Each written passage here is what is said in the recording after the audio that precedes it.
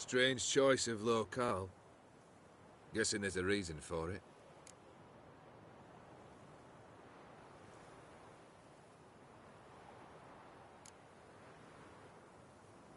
Wasn't me who chose it. I assumed so.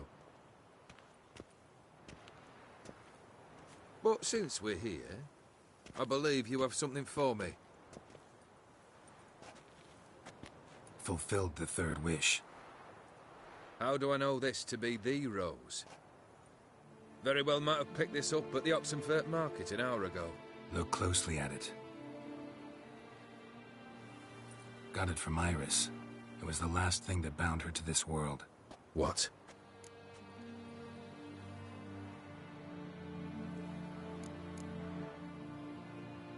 Decided she'd treat you like you once treated her. The rose is a symbol of your parting, and a punishment. I suppose I deserve that. Iris. What a mess we made of it all. If I'd only known then how it would end. What's happening? I feel as though a hot iron's pierced my chest.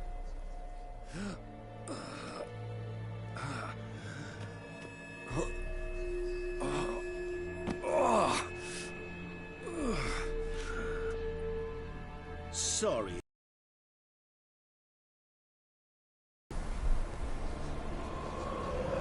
So glad to see everyone. How do you feel, Von Emmerich? A little less troubled? Lighter in the heart? Or dim? What do you want? What do you mean, what? Your soul. You forget. The pact states you can take it only once you've fulfilled 3 wishes, and... And we stand together on the moon. Well, what do you know?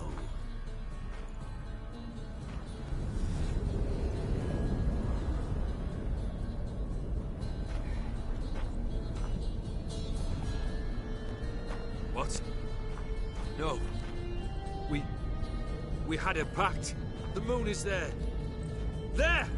Not here. I gave you what you wished for. Here, on the moon, our contract you fulfilled. Boss, you cheated me. I never cheat.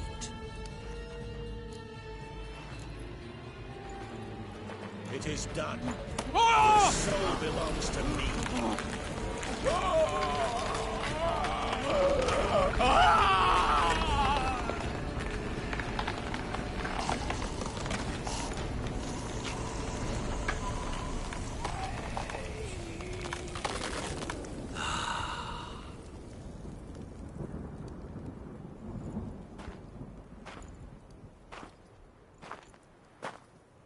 At last, it's over.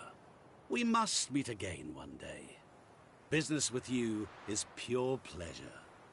Gonna remove the brand? Ah, right away. Done. Now, tell me what reward you've chosen.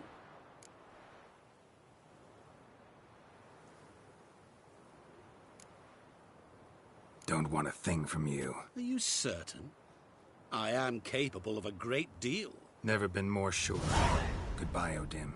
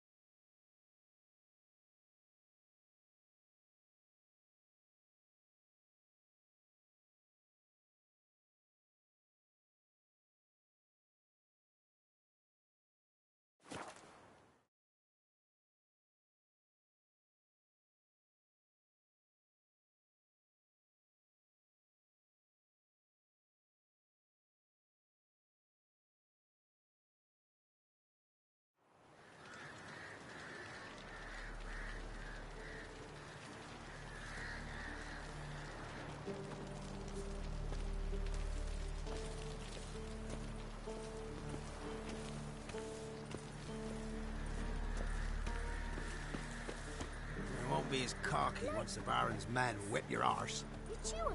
I'll swallow them whole.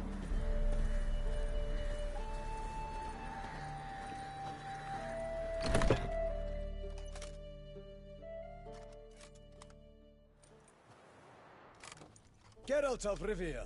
Ha! Sit with us, Witcher. Found your message on a notice board. You see, Palmerin? I told you. The Griffin at White Orchard.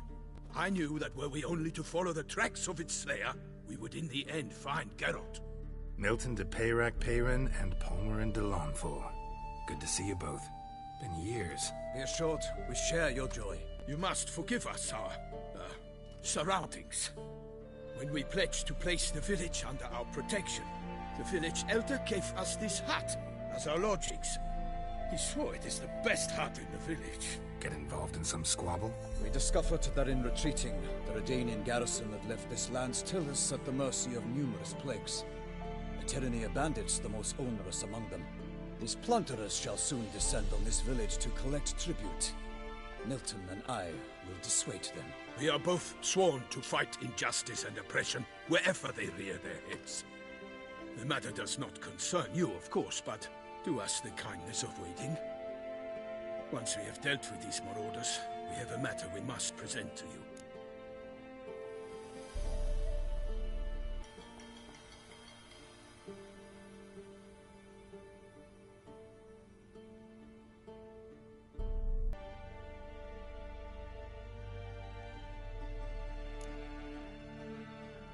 No point fighting bandits. Kill these and others just as bad or possibly worse will come in to fill the void. To cast a blind eye upon the evil.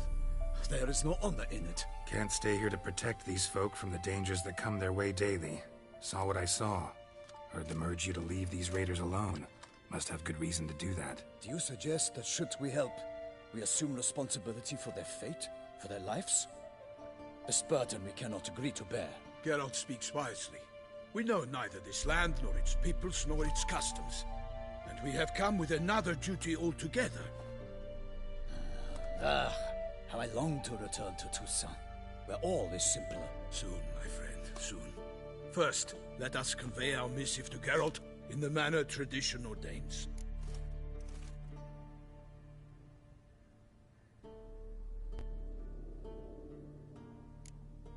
So fess up. What brings you such a long way? We are to deliver Her Grace the Duchess's message in full, with all due ceremony. For tradition is sacred in Toussaint. All right, fine. Most honorable Geralt, slayer of monsters and all evils nefarious, which prey on the defenseless of this world. Whereas never have you been known to deny help to the innocent, nor leave widows and orphans to fates undeserved. Answer you now our present summons. Free us from the beast which floods our streets with blood, and sows panic in the hearts of rich and poor alike. Come to our aid, Witcher. Thus humbly beseeches you the Star-Crossed City's most gracious protectress, Her Illustrious Highness, Duchess Anna. Well, in point of fact, she said, bring me the Witcher and dare not spare your horses. Only make certain this time he comes alone. The Ducal Chamberlain added the rest. You know how it is. Yeah, I remember. I might add, be it unofficially, that a hefty reward awaits. Yet the specifics you will need to verify with Her Illustrious Highness.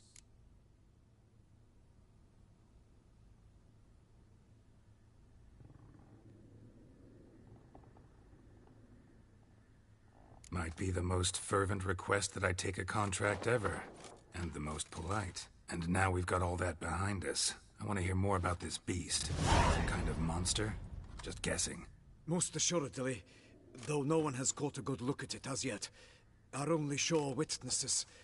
Bodies massacred in a brutal, horrid manner. Look, some sketches drafted from descriptions given by those who claim they glimpsed the beast. Each quite different. To my mind, these witnesses lie.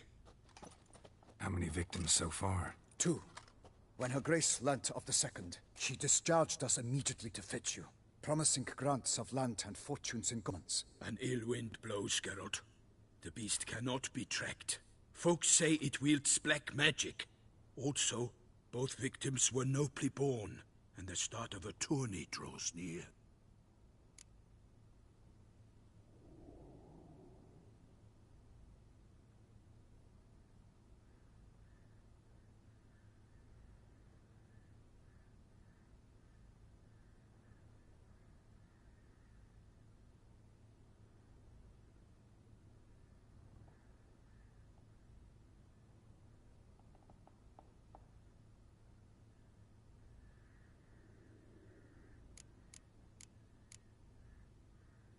Mentioned a tourney. Why doesn't the Duchess just call it off? Simply, it is too late. The guests have arrived. The best knights of all lands, relatives of the Emperor. The beast could be a threat to others, not just to Her Grace's subjects. Got it. Before an aristocrat dies, at best it's a scandal. At worst, a diplomatic incident.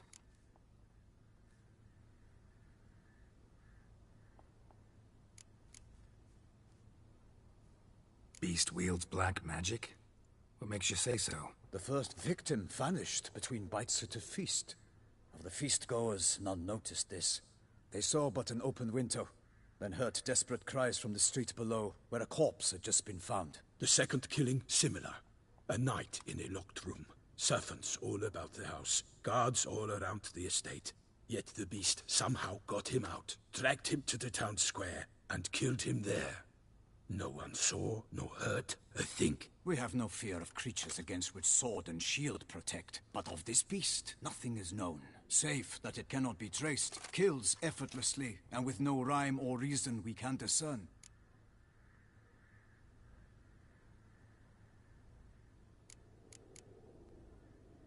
Anyone tried to hunt it? Knights errant, for example? Ha! Many have tried. Baiting, waiting in ambush, but to no avail. The beast is clever. It evades all traps and attacks of a sudden. It is like a ghost. An experienced tracker. This is what we need, with knowledge of monsters. In short, we need you.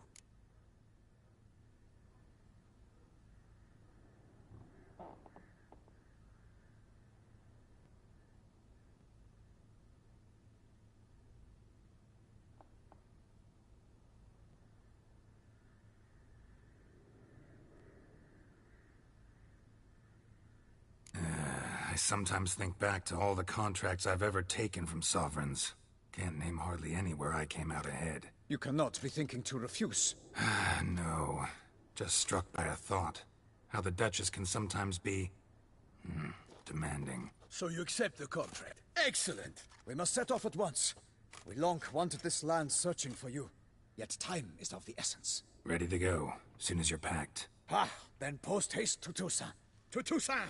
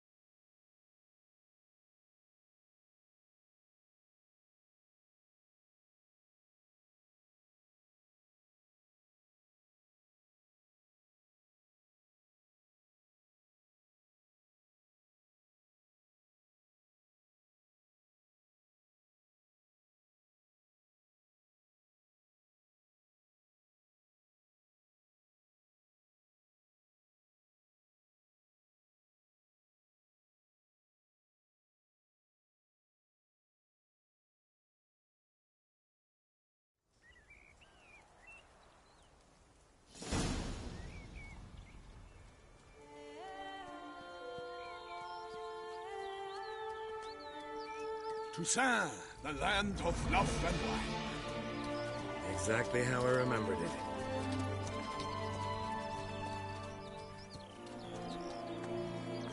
You will find Beauclair's changed some these past years. Walk about when you have the chance. You will see for yourself.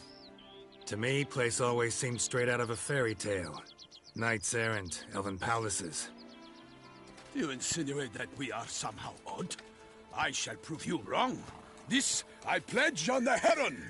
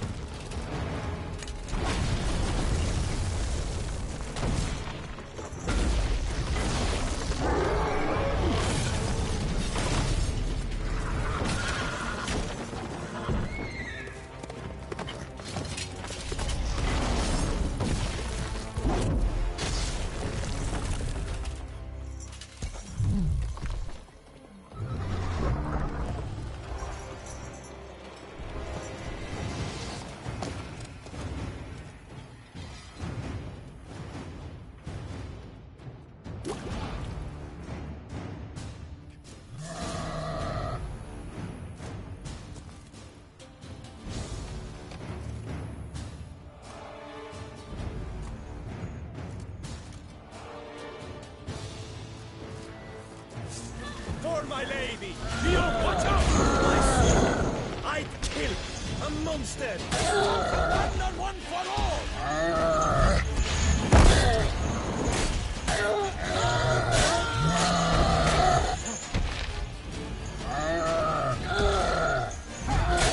Show me what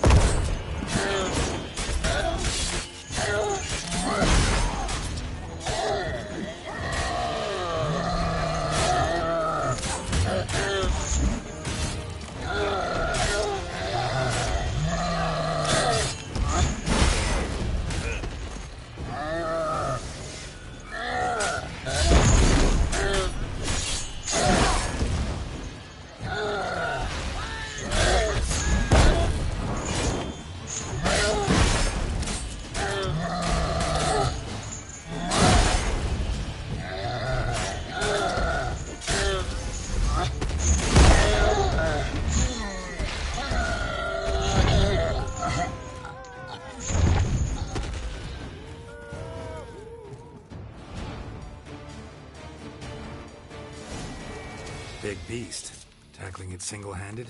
None too wise. Neither is love born of wisdom, Witcher. So, Guillaume, out with it. Which fair damsel inspired you to vow to kill that filth? The most beautiful among them. If he wishes to guard her name a secret, he need not reveal it. You I do not know, sir, nor seem you a knight, yet still I am profoundly grateful, nay, indebted to you for your succor. This trophy, sir, is yours.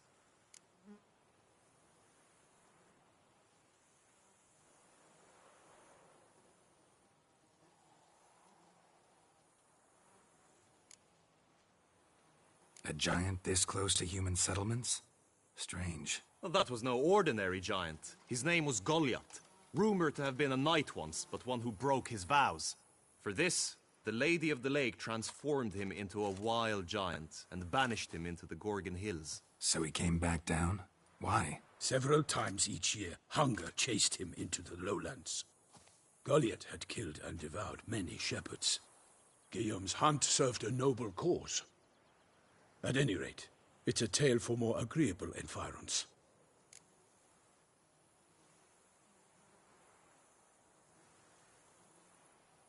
I'll take the trophy. Why not? Could find someone who'll pay to buy it. Put up a good fight against the giant. Got experience battling monsters? None. In Toussaint, we mostly chase bandits. But I vowed I'd bring my heart's champion the head of a monstrosity, as the famed Gottfried, known as the Giant Killer, did. You don't mean to hunt the beast, I hope. The matter's best left to Geralt. Another challenge awaits me. Yet if Geralt is to hunt the beast, he ought to know. It struck again. The river surrendered a corpse. It washed up in the meander by the cockatrice. Damien de la Tour's guardsmen are there already, securing the area. Securing the area?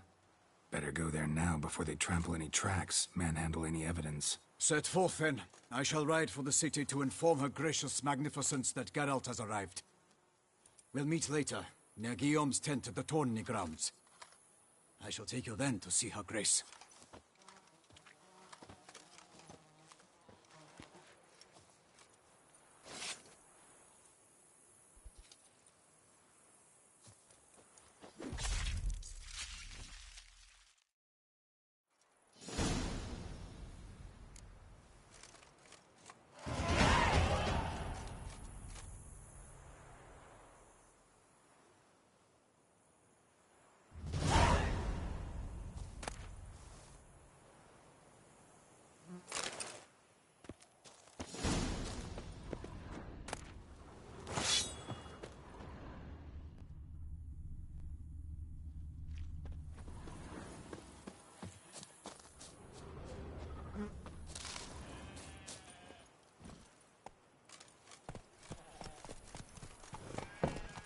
Brave kid, Guillaume.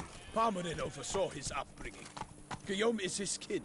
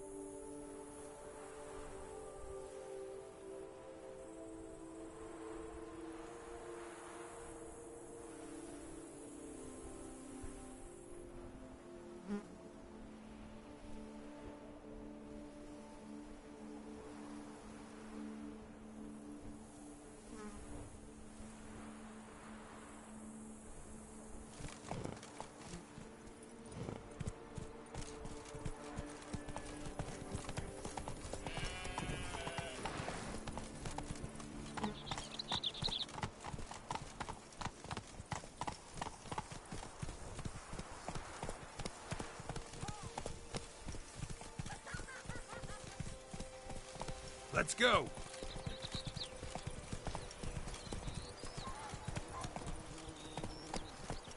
Come on. Can't get used to the way you knights talk, especially how you switch back and forth between flowery and, well, near normal. We are knights errant, in the service of her gracious magnificence. When we appear in her name or speak on her behalf, we are bound by tradition.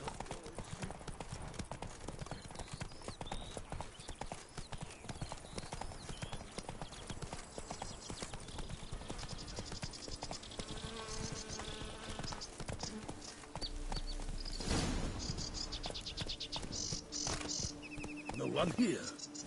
They must have removed the body already. Let's look around. Make sure they didn't miss anything.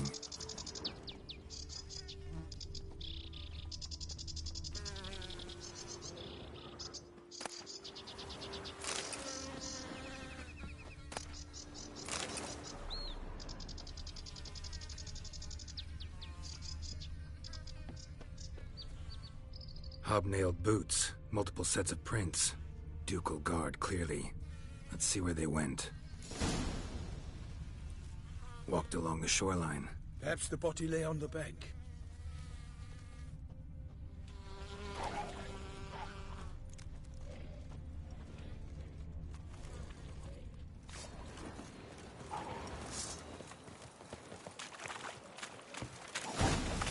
Got guests. Careful.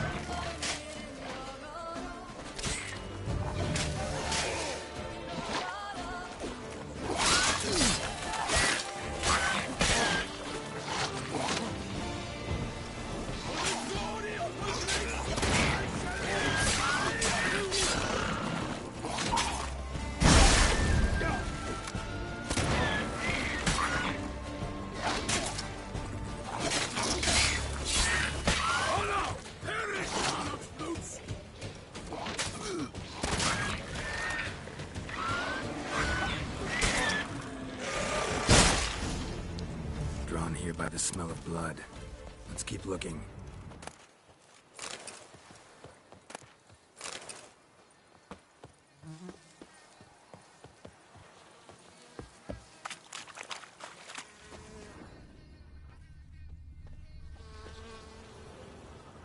Anything taken by the current ends up in these shallows. Yes, the stench is fierce.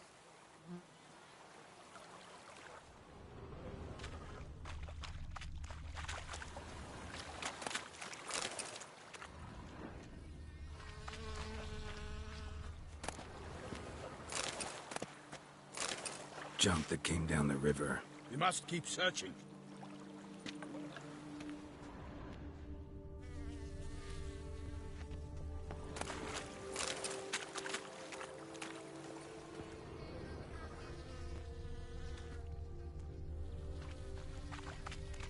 Only blood-soaked scraps left of the victim's clothing.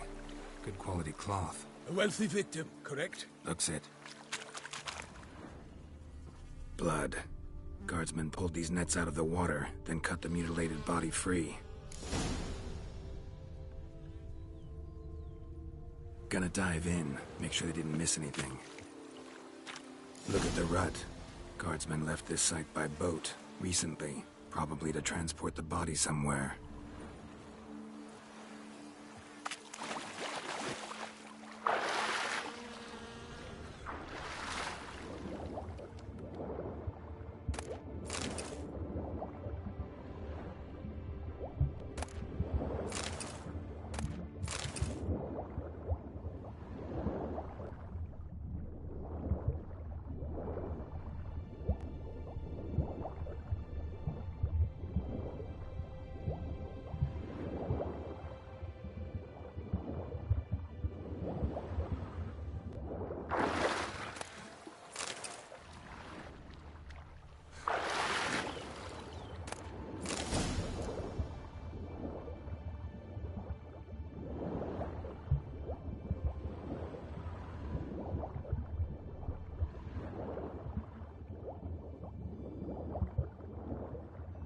Silk kerchief, monogrammed DLC.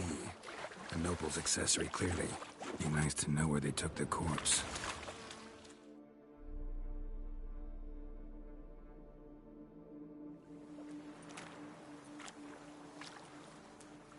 What now? This isn't the site of the murder. We know that. Current brought the body here. Corpse got caught in the nets. Guardsmen pulled it out, put it in a boat and took it somewhere. Need to find out where. I'd like to look at the corpse before it starts to decompose. The inn. Its patrons must have seen the guardsmen, which direction they took. We should ask there.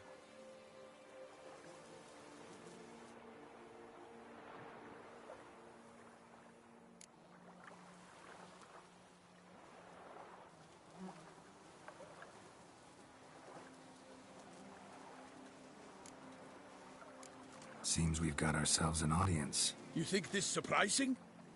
The locals will tell the children of children they do not have yet, of the day a quartered corpse was pulled from the river. One thing. Found a handkerchief in the water. Monogrammed DLC. Mean anything to you? Delacroix? It cannot be. Was it he the beast slew? Seems so. Knew him well? Long past. We were close friends once, but our paths diverged. He was a man of extremes, standing by his companions no matter the odds, fighting his foes to the bitter end. Foes? You have a lot of them? He did, but I do not see what that has to do with the beast. Ah, Geralt, you've struck a raw nerve. Memories of a time long past, to which I'd rather not return now. I understand. We can talk later. Let's go to the tavern. I shall have to leave you soon. Return to court. Barely got back to Toussaint. A knight in the service of Her Illustrious Highness knows no rest. In fact, I'd feared I would return too late to fulfill my duty. Yet it seems I've arrived in the nick of time.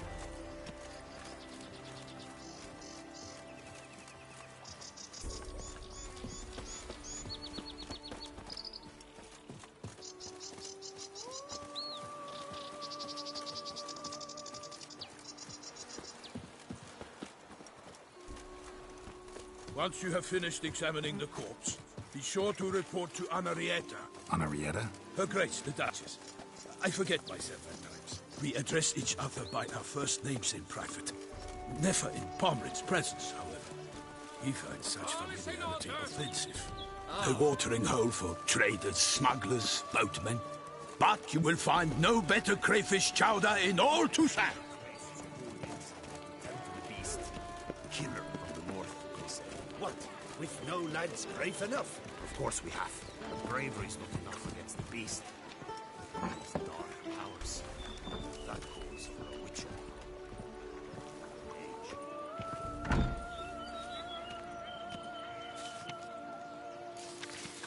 Ducal clerks looking for help. Could be good coin to be made.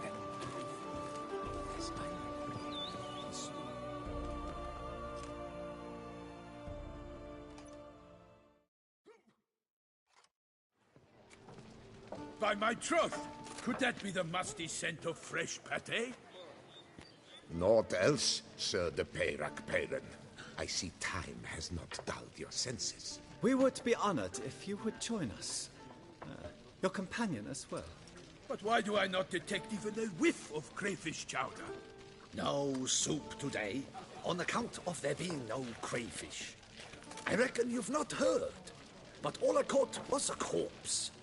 I awoke at the crack of dawn, as I do each day. But when I looked up, I beheld a blood-red sky. This corpse is precisely why we're here. For the man whom you've invited to join you at the table was summoned from a far-off land by her gracious magnificence. He is tasked with tracking and killing the beast. We invited two men to join us, yet since Sir de Peyrac-Peyran in temperament is more akin to hare than hound, I surmise the other is the hunter. With whom do we have the pleasure? Name's Geralt. A humble introduction. You've clearly not tarried long with Sir de Peyrac-Peyran. Spare us the petty insults. Geralt is a master of the witchering trade. He has questions concerning the beast's last victim. I was the one to find the corpse. The sun had just risen when I awoke, sat straight up in my bed, looked out the window, and beheld a sky red as blood. Ask Geralt, please, or we shall be here till winter.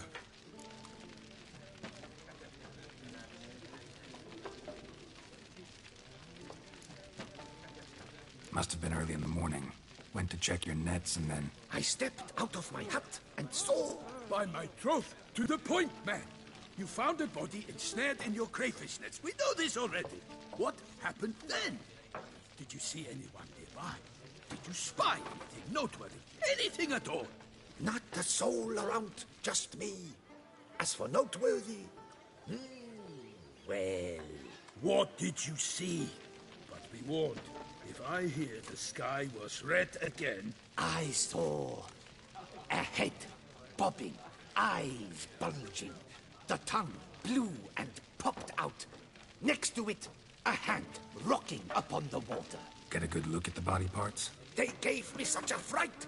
I bolted to town, fast as my legs would take me, then returned with guardsmen who told me to keep out of their way. They had a hard haul. The parts were so tangled up in my nets, they were forced to cut them.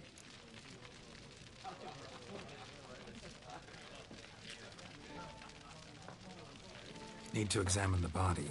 Know where they took it? They ferried it across, then loaded it on a cart and hauled it to a cellar at Corvo Bianco to keep it cool, see? What? Why, Corvo Bianco is Baron Rawsnizzle's estate. When he learns they've turned his cellar into a morgue, he'll set his hounds on them. While you were gallivanting about the north, his vineyard was auctioned off. Who was that? Woman who just left. Didn't see her before. Didn't notice her walk in either. Doubtless Ninnis, the innkeep's daughter. But hold, Geralt, because this is an outrage. Rawsnizzle's vineyard was auctioned off? Inconceivable. It is no secret. The Baron had gambling debts up to his ears. It finally came time to collect. His creditors auctioned off his property. The Ducal Chancellery bought it, in fact. Russell now bunks with his brother in Vicofaro. I told Russell he'd get his comeuppance. How long can one throw on past heroics? His creditors must finally have to find that his promises meant nothing. Such are the times. Today's knights are pale shadows of the heroes of yore. It's true what they say. God sent the beast to punish us for straying from the old paths.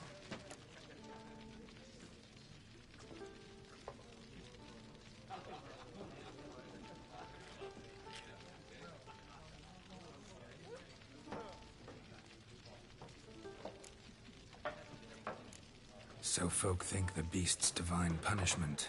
Knights have turned their backs on the old customs.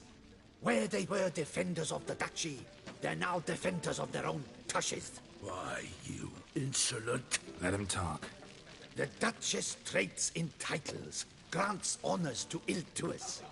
We've strayed from the path of virtue, lost the gods' favor, so the gods sent retribution. Don't listen to that nonsense, Geralt.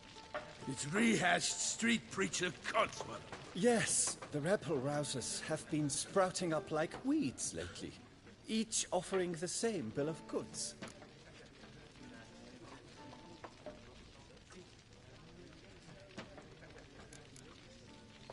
They say anything else about the beast? Besides it being a messenger of the gods? The Toussaintois are no fools. They see clearly the beast kills on days honoring patron saints. Picky monster.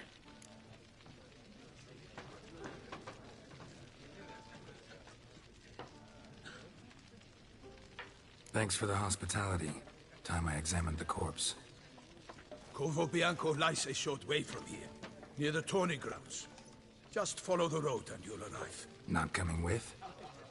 Oh yeah, duty of some sort calls. Some sort? Ha! Her Grace bestowed a great honor on me, even before we departed for Velen. I'm to play the hare during this year's game in the Palace Gardens. When you see me in my costume, you will wet yourself laughing. A little tempted to ask a few questions, but it sounds like a long, complicated story.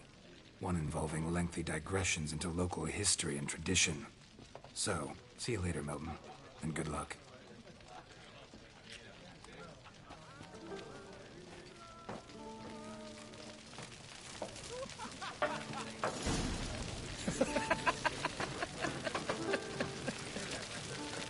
What's in the works today? Swilling wine, rolling in the hay? Aim to hop on a horse after making merry. Sit of it.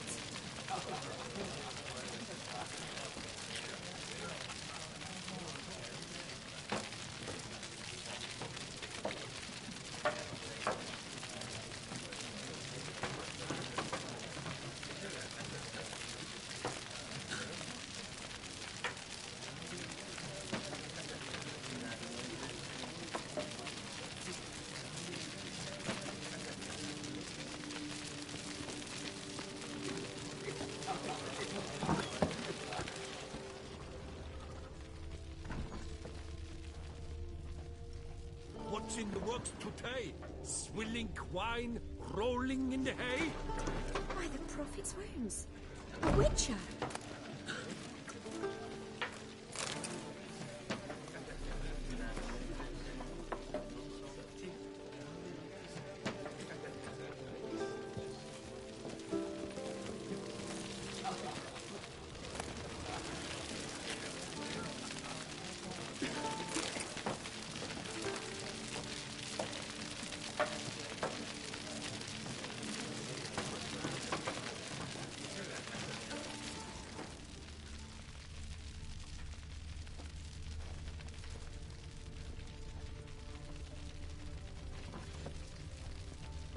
By the prophet's wounds.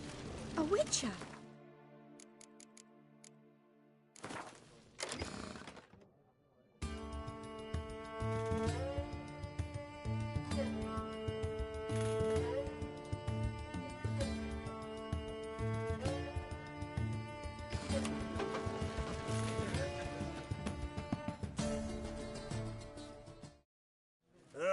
Normally, I'd encourage you to try our famed fisherman's chowder.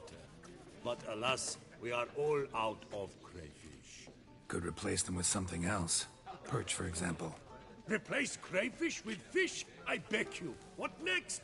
Vinegar for wine? Parsley for thyme? Huh? Your Nordlings are a pleasant lot, but about cuisine you know nothing.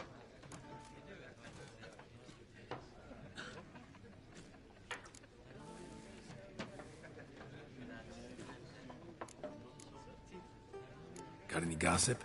Fishermen talking about anything interesting? Yes, about a Nordling who would replace crayfish with pike. Asked a serious question. And a tactless one. I do not eavesdrop on my clients, and I certainly don't repeat anything I chance to hear. Show me what you got in stock.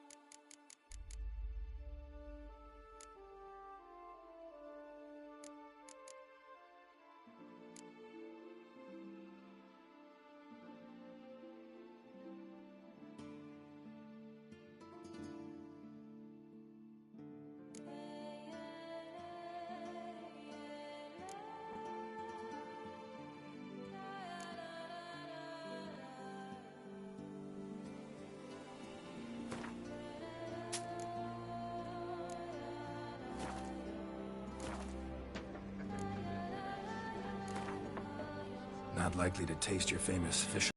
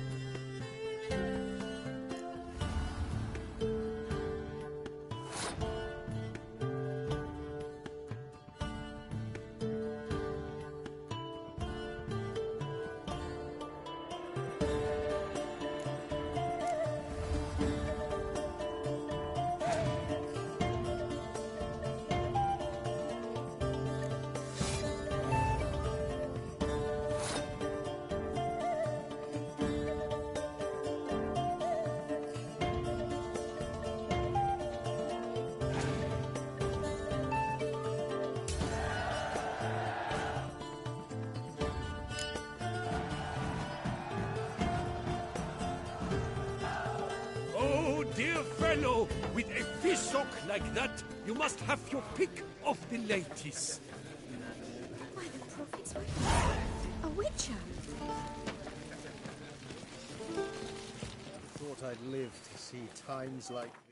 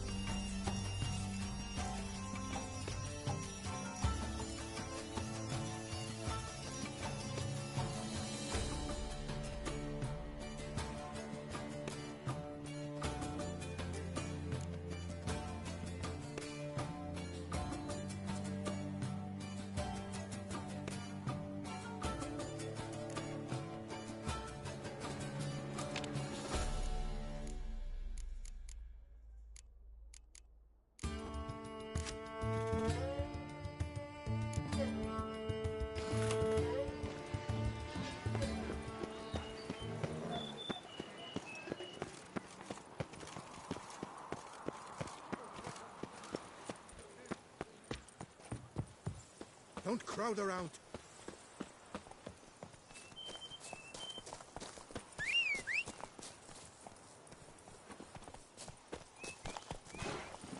That's it, Roach.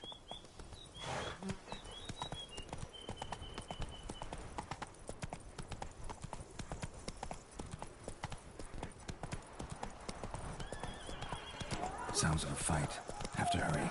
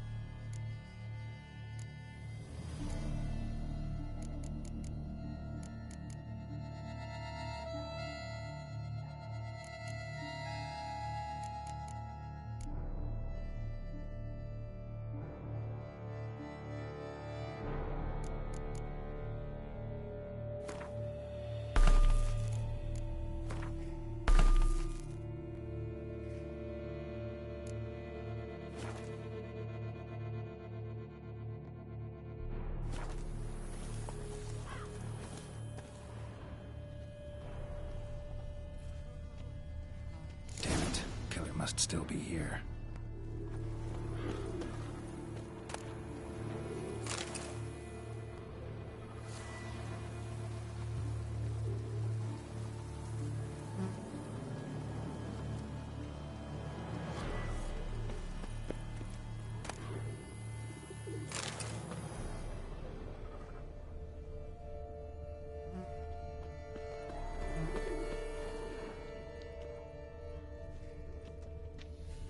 Throat torn open by man-like jaws. Man-like, except for long fangs. Busted ribs, blood from the ears. Took a solid hit. Massacred by a vampire. Not an Ekimara, though. Or a Fletter. Bruxa. Gotta be. Killed with a single blow.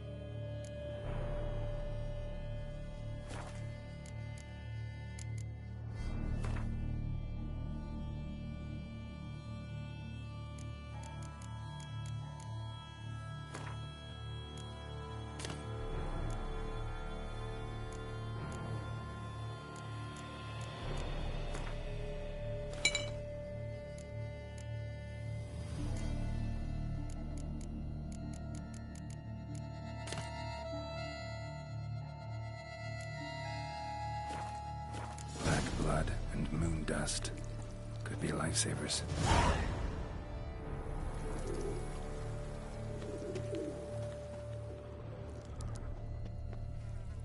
Woman from the inn was wearing this coat.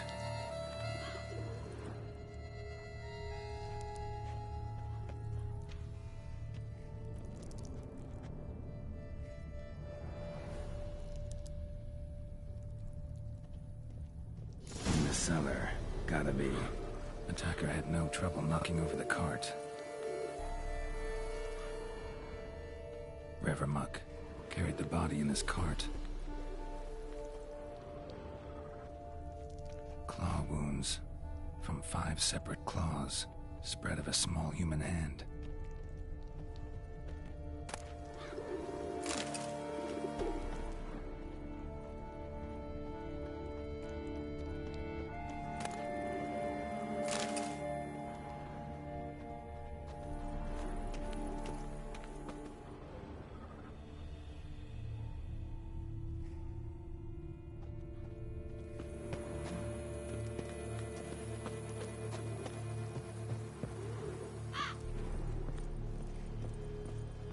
Footprints. Small, bare feet. Lead deeper into the cellar. Fell down the stairs, broke his neck.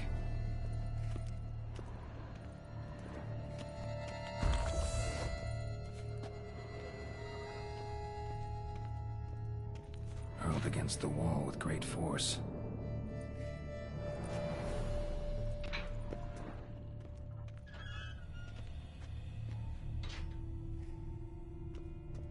Took a lot of strength to batter this down.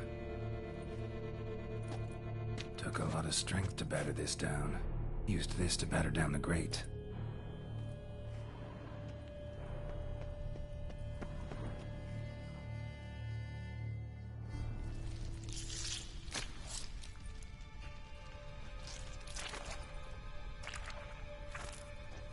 You.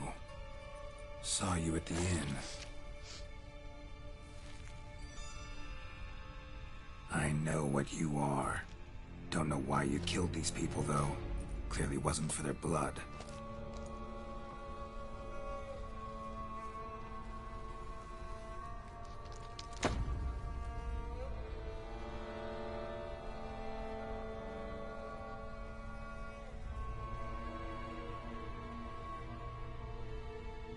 We don't have to fight.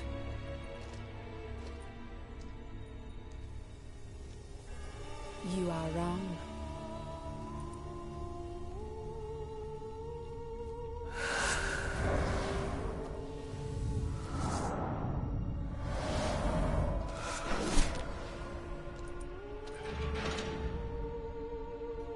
I cannot let you leave.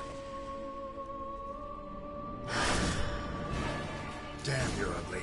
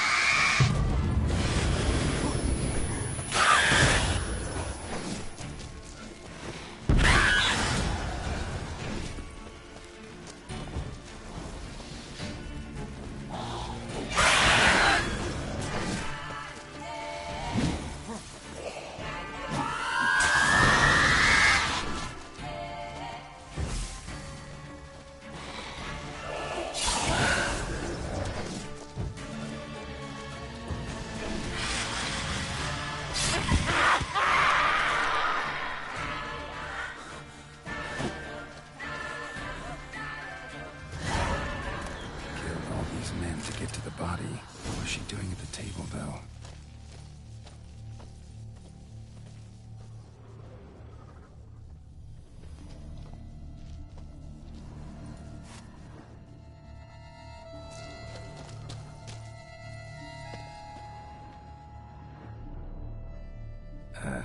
Stinks. Waterlogged. Both hands amputated. Body was quartered just as I thought.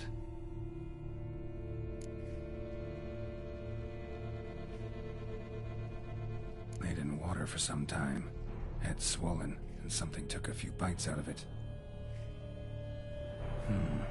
Something in the throat. A pouch, bulging with coins. Elf Guardian florins, from several different provinces. If the murderer did this, means we're dealing with a sentient thinking beast.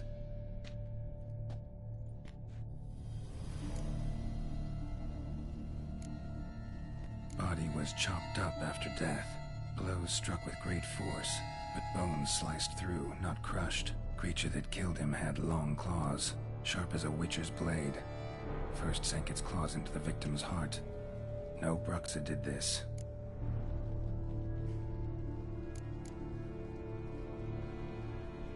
Third hand. A spare? Except it's clearly not the victim's. Guardsmen must have not noticed it as they picked everything up. How's this possible? Still warm. Blood still flowing? Several monster species can regenerate.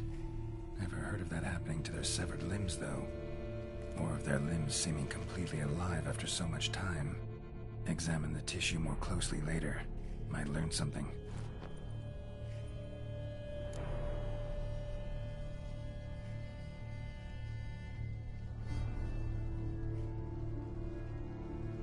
So, murderer was clearly a monster, but not a Bruxa. But then why'd the Bruxa come here for the severed hand? And who does the hand belong to? Why the hell's it still warm? Now, pouch shoved down the victim's throat. What's the significance? And why was he chopped up into pieces? Lots of questions, no answers so far. Need to know about the other victims. I'll ask Palmerin to get me in to see the Duchess.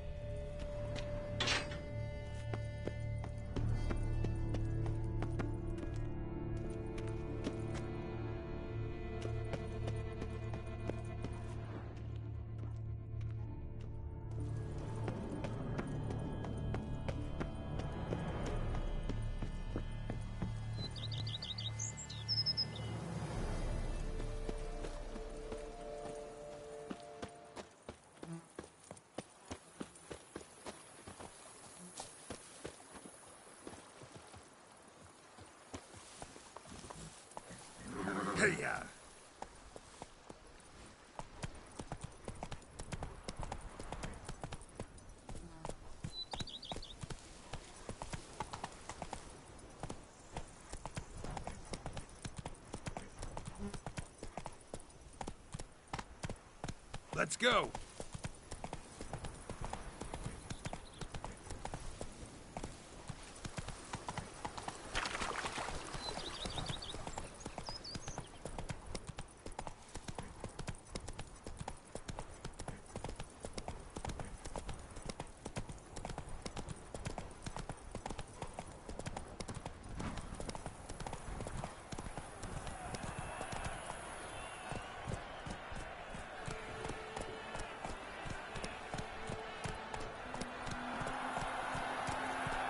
Come on, good folk, come quickly. I haven't enough for everyone.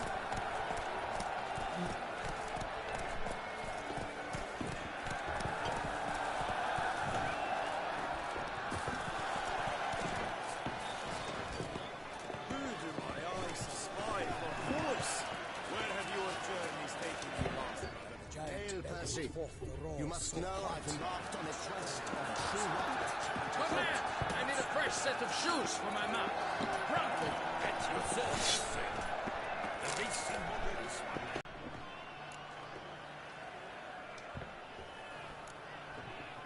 Craft something for me? Look, got this diagram.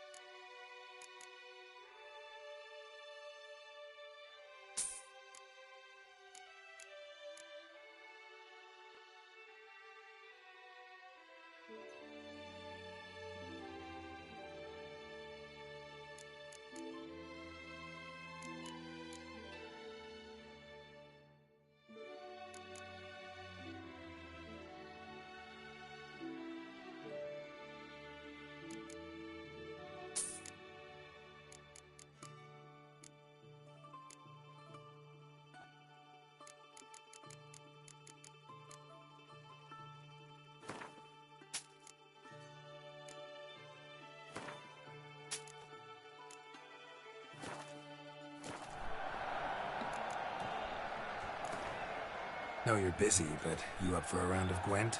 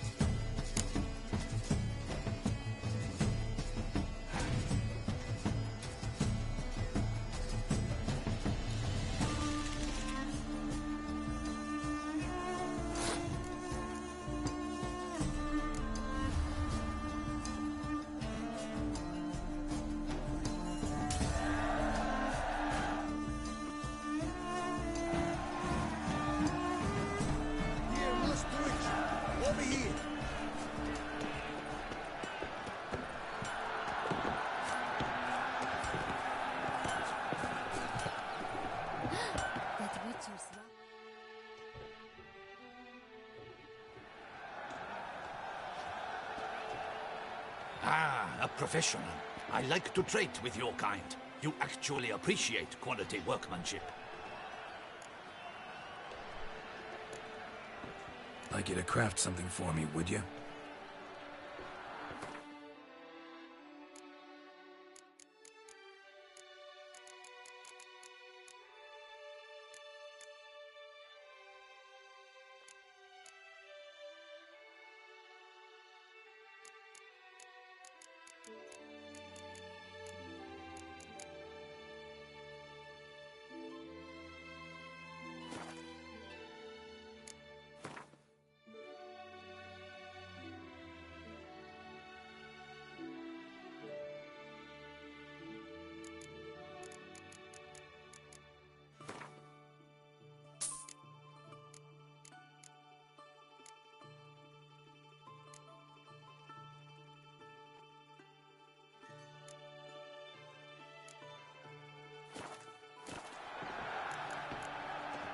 So long.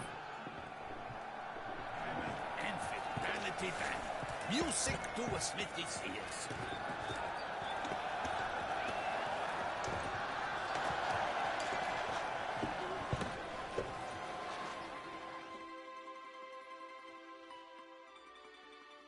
Need to speak to the Duchess, urgently.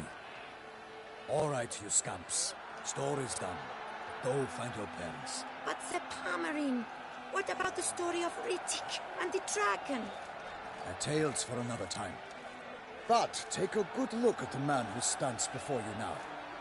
This is Geralt of Rivia, the master witcher who lent his valiant hand to the defeat of the giant Goliath. Master Witcher, is it true virtue always trumps villainy?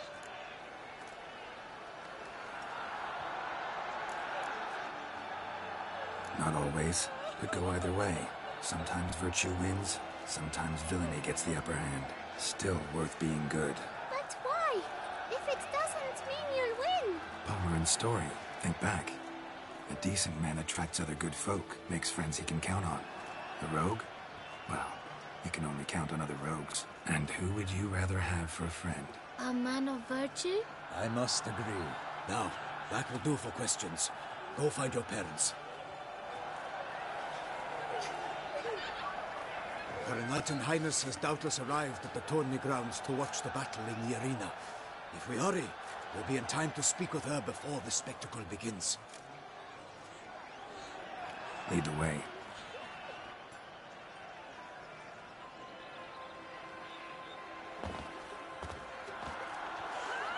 Who's fighting? Nilfgaardian gladiators? Close, but not quite. As we'll soon see. Someone's gonna fight a Shelmore with only some bells on its tail to confuse it, slow it down? Whatever is the problem? The beast is a gift from the Emperor, no less.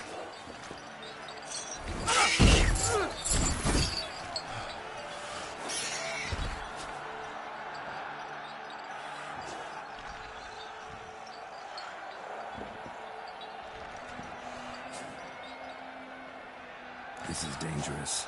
Bells on its tail aren't enough. I saw a spectacle of the sort at the arena in Nuremberg. There, a knight defeated a Shelmar with bells on its tail. Might have gotten lucky. Shelmar might have been lame. Who knows? Only a Witcher has a real chance against a healthy Shelmar. And that's not even every Witcher. Besides which, releasing a monster that dangerous in front of a crowd? Plain irresponsible.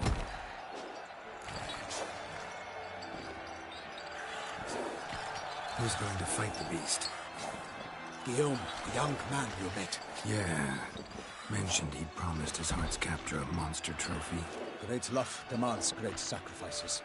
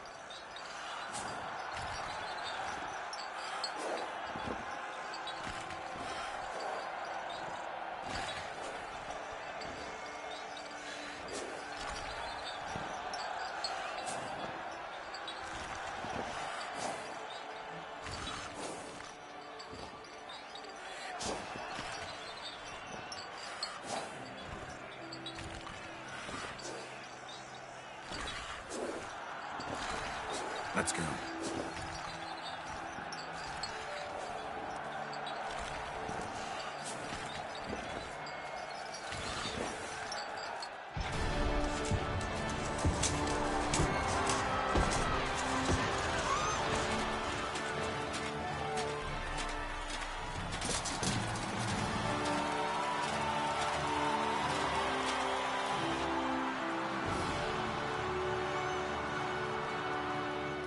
I dedicate my imminent victory to fair Lady Vivian.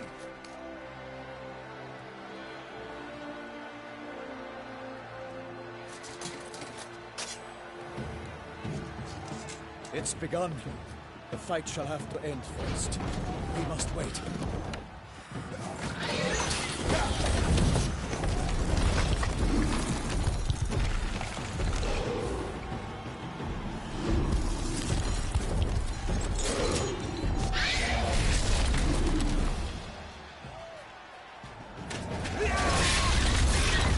Got a bad feeling about this.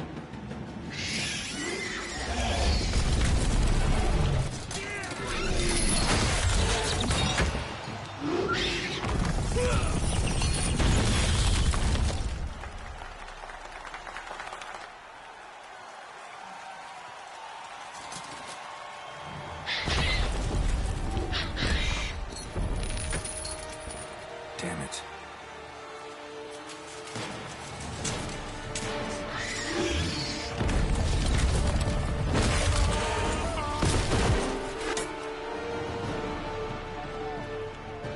We have to help him.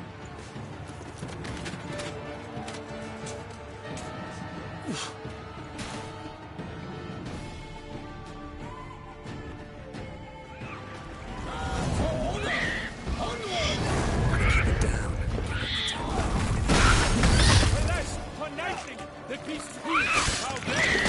Through the roar! Drop it into earth! Now, the Witcher will want to pound to give fight to the beast! Its plans confound! The flesh of the beast will be held by the gods!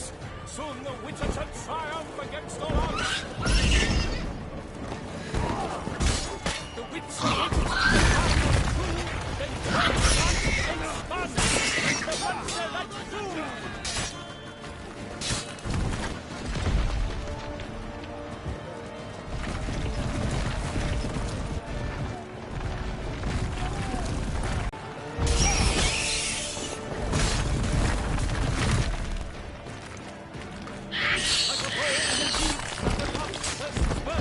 So the Witcher wound is higher than its power. And does dive its razor strikes belly, silver cries ring aloud, blood transformed into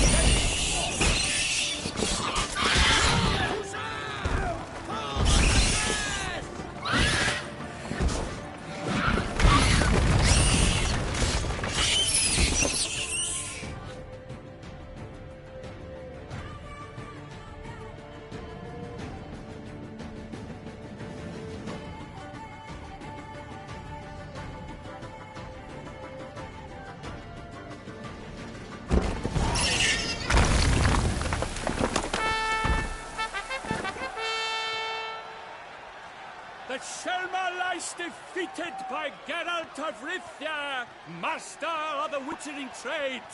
Behold, as the last gasps of life seep from the beast.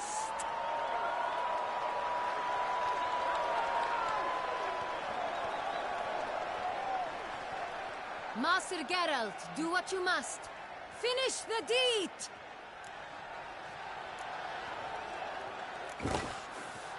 Monster's no threat. No need to kill it. A victor may always show mercy. It is his right. Long live Geralt the Merciful! Pikeman, see to the beast.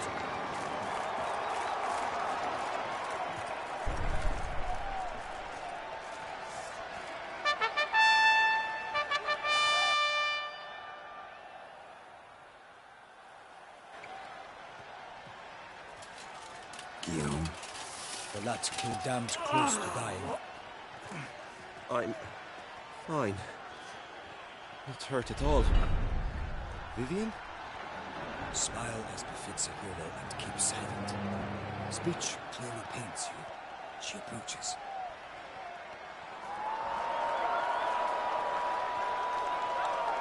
Geralt, we must talk. Vivian. You shall talk later, in the medic's tent. Geralt, magnificent, breathtaking. Your Grace. We knew that to summon you was a brilliant idea. We are delighted, ravished to have struck upon it. And I'm truly honored. See to our young hero. Hop, hop. For we must make off with Geralt. We should talk. We had been long awaiting your arrival. Had nearly lost hope. Then suddenly, that entrance, so spectacular.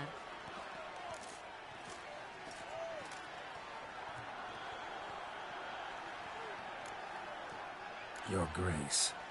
Shaelmars are dangerous creatures, even to knights in full-plate armor. Nonsense. In Toussaint, knights have battled beasts for mere glory since time immemorial. True. Guillaume suffered a few bumps, scars, and bruises, but in return gained eternal glory as he who slew the monster. What about the crowd? Say the Shaelmar had vaulted into the stands. Would have been a massacre. Geralt, though we value your fortuitous intervention in the arena, we would remind you your services have been retained, and as shall soon become clear, you will be generously compensated for completing another task altogether.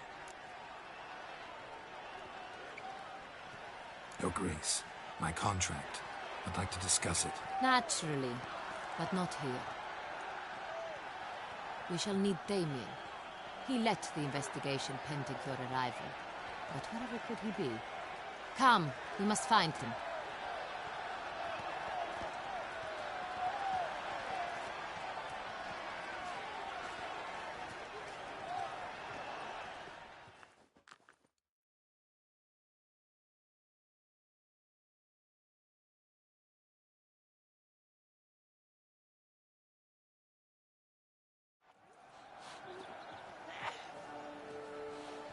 Tell us, have you come alone?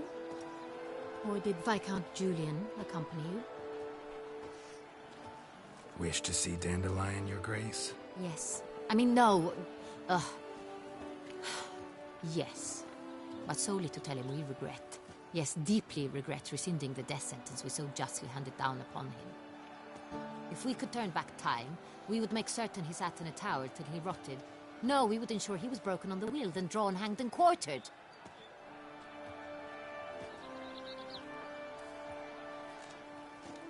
Ah, the very man we would entrust with these tasks. Damien de la Tour, captain of my personal guard. Your Grace. Witcher. Greetings.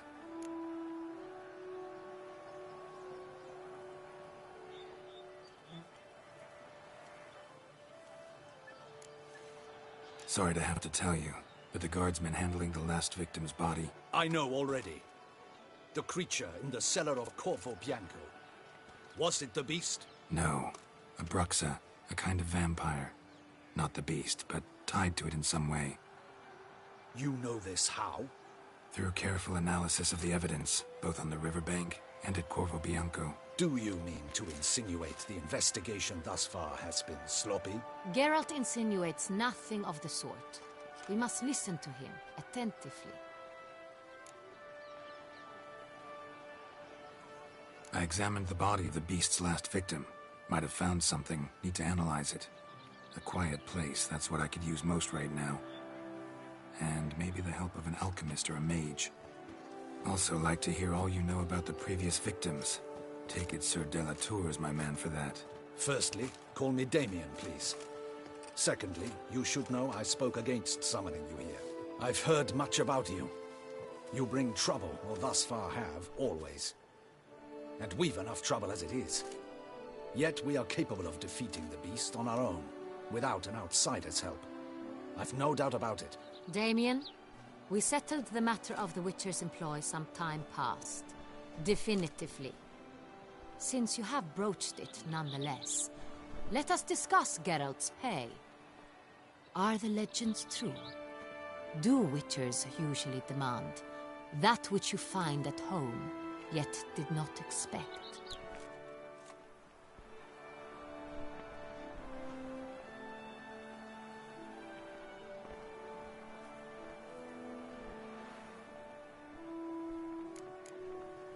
Not quite, Your Grace. Law of surprise, it's something we invoke at times, but rarely. Usually we just take gold. Disappointing. This law sounds rather romantic. On the other hand, on returning to the palace, we would likely find impatient petitioners or a set of sample fabrics for a new dress. Poor rewards, both. I fear you'd not have much use for any of the surprises we are likely to come upon. Thus, we've decided you shall receive the deed to a vineyard, Corvo Bianco, and the sum of coin. You will doubtless consider this adequate. Title to the vineyard shall be given to you at once. Surely you'll need lodgings while you hunt. The coin, however, will be yours only once you have slain the beast. Lovely, generous gesture, Your Grace. But, Corvo Bianco, isn't it the Duchy's temporary morgue? Is it now? The Chancellery's bungled things again, we fear. Not to be left unsupervised for one instant. Yet, in its mood, a morgue should present minimal problems to a witcher. What's more, nothing enhances a wine's reputation better than a grim legend. Thank you, Your Grace.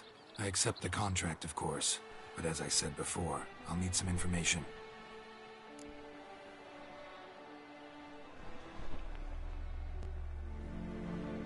How'd it start? Who was the first victim? Crespi was the first to die. He was famed once for his many glorious tournament victories. Then he grew old, hung up his sword, and took to winemaking. Crespi was not loved by the wine merchants. He was ruthless in business and thought to cheat many a time. He asked us for a dispensation from all court ceremonies. We did not grant it. We could not. Once you've taken the oath of a knight, you remain a knight till death.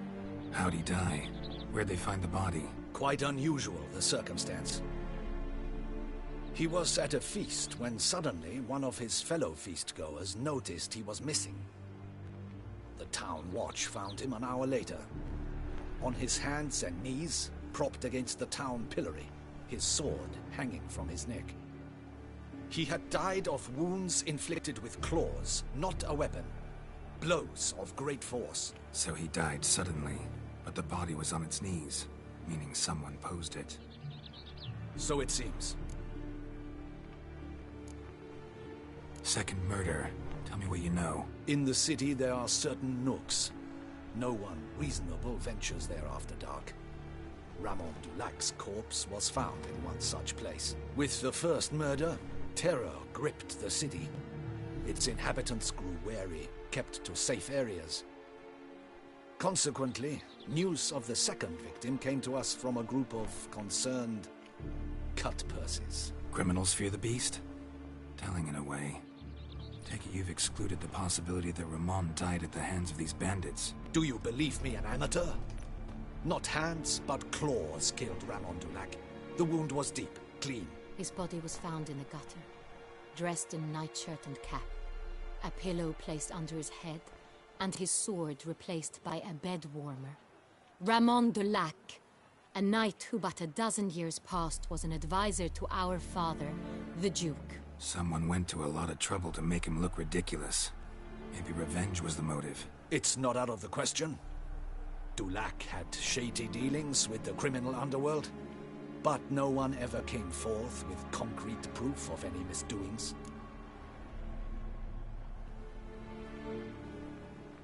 So, first two victims were knights, best years behind them. The same could be said of the third. Sir Delacroix was wont to claim that in modern times, knights face new challenges, enterprise being the latest addition to the chivalric virtues. He made a veritable fortune in the grain trade. Palmerin even nicknamed him Sir de la Stinchi. Found a coin pouch on his body. Contained florins dating from various times, hailing from different provinces of the Empire. Delacroix loved coin, true, but had no patience for numismatics.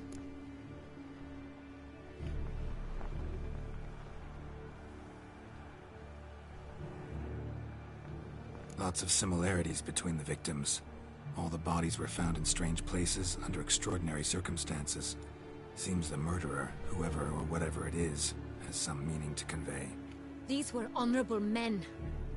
We are horrified by the disdain, the disrespect with which they were treated. These were knights of Toussaint. Blast it. Might be the point. From what you say, none was a model of virtue. Ever considered that's what the beast's trying to draw attention to? All the murdered men were knights who swore fealty to the 5 chivalric virtues. And even if the... Knights of Toussaint swear fealty to what virtues exactly? Honor, wisdom, generosity, valor, and compassion.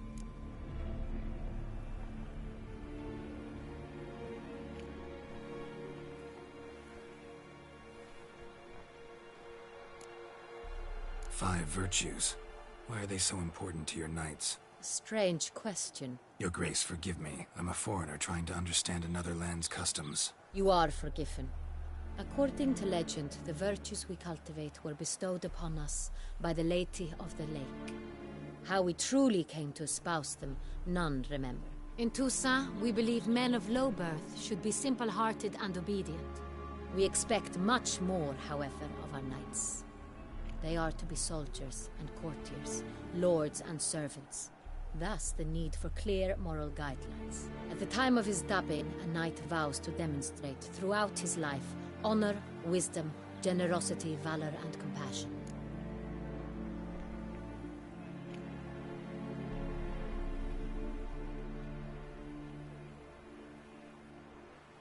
Beast seems to be pointing up moral decay, denouncing it. Victims were all humiliated. Might have been murdered to emphasize their lack of specific chivalric virtues. Honor compromised by the pillory. Wisdom by ridicule. Generosity by a coin pouch shoved down a throat. It seems to fit true, though not perfectly. Can't discount the theory if it's on the lips of everyone in town. Say our reasoning's right. Next murder will be just as showy and denounce the victim's lack of the fourth virtue, valor. We can also assume that victim will be an elder knight. Let's think. At the moment, all the knights are either at the tourney grounds or in the palace gardens. Our annual hare hunt shall begin there shortly. Have you heard of the custom? Milton mentioned something. Seemed excited to prance around in a bunny costume. Not sure why. Hang on. Strange circumstances. A knight advanced in years. The famed cowardice of rabbits. Could it be that simple? Is Milton de Peyrac-Peyren the next victim? Milton also knew Delacroix. Told me so down by the river. Damien! To miss something so obvious. De Peyrac-Peyren, Crespi, Delacroix, and Delac formed a knightly team. It was years ago, but...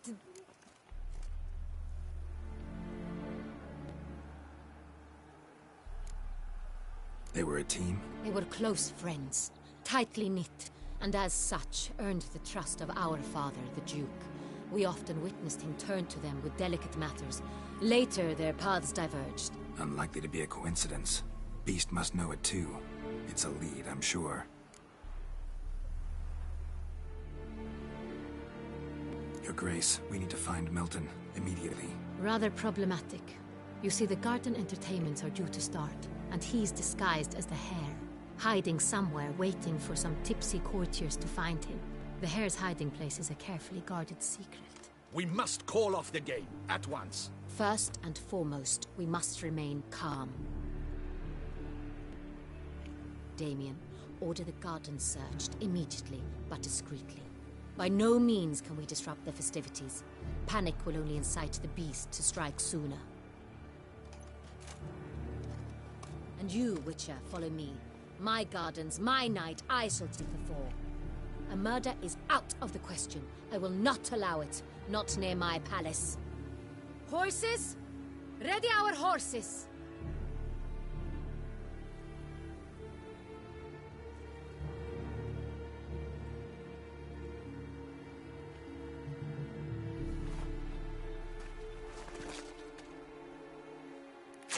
Your Grace!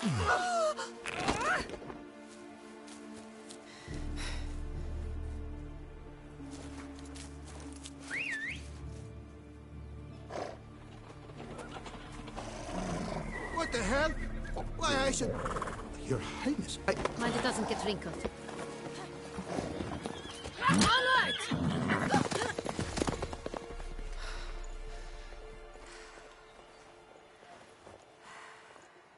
Hey! That is silk! Be careful! Give it to me!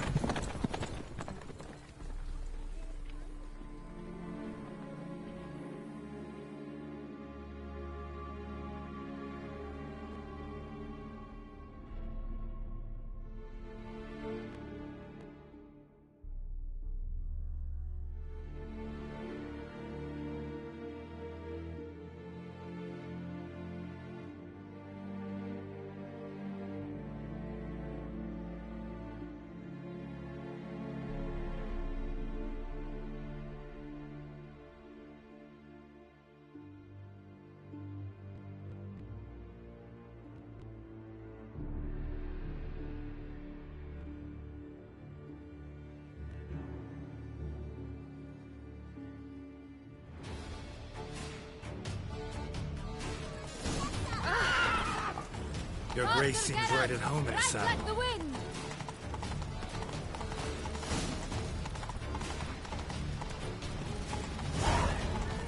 Dark secrets taste.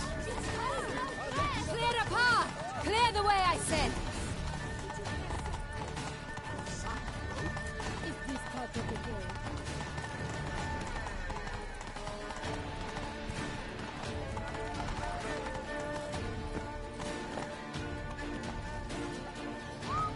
It's here! Just round the corner! Hurry! We must go to where the game is being held. The participants must find a unicorn's horn, a golden fish, and a phoenix egg. With these in hand, they can deduce where the hare, Milton, hides. Mean we need to find those things too? We've no other option, but time is of the essence, so we shall have to break the rules.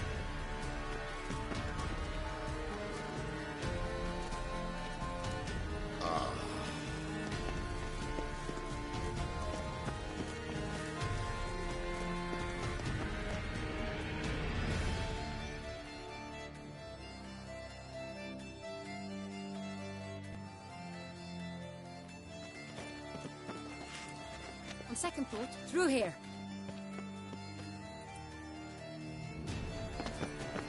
I shall show you where the hunt plays out. Then we will split up. You will get hold of the unicorn horn and the golden fish, while I nab the phoenix egg. That will be quickest. The unicorn. How do I catch it? It's terribly skittish, true, but I'm sure you will find a way to earn its trust. It runs around over there, look. Golden fish. Do I need a rod or a net? Please, Geralt. It's not a real fish. Look there, towards the water. See the lights? The hunters are trying to hook the fish from boats. You must simply dive in and find it. The golden fish and the horn both contain things or clues that will help us find Milton. Once you have fish and horn, find me among the other Phoenix egg hunters. All clear? Then let's get to it.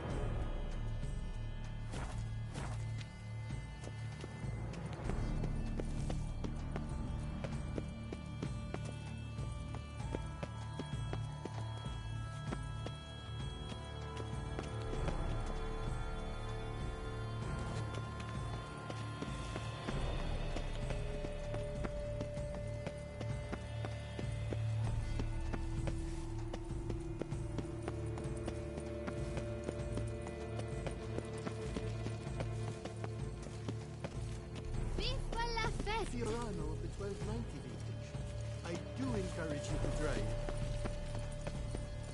Then we've to look, my lord. No nooks there where one could hide.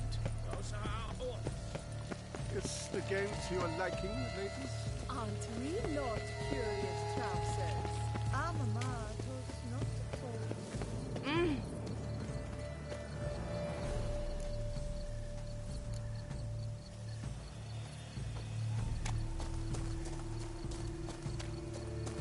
But this is no true unicorn.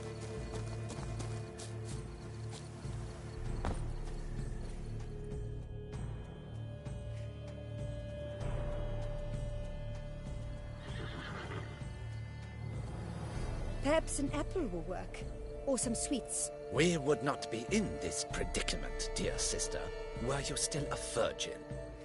Do you really wish to have this conversation again? Here and now? Hush, or you'll spook the beast. We shall try the sweets. Hey, folks. Gonna have to ruin your fun. Sorry. Who's that?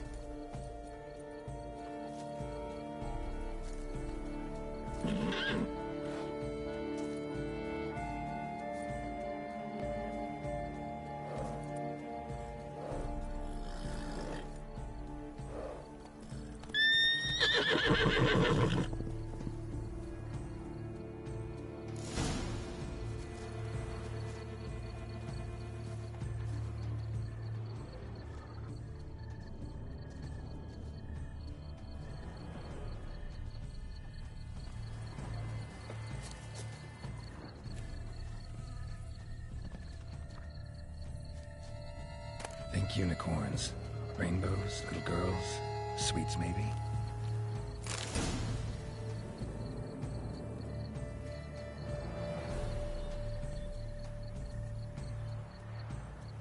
Thief! How dare he! Scandalous!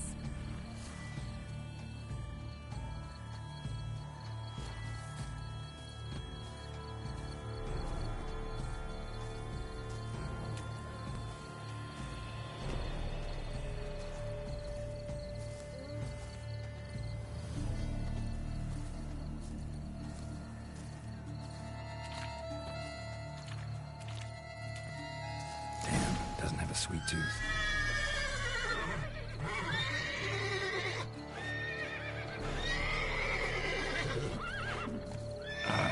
Almost had it.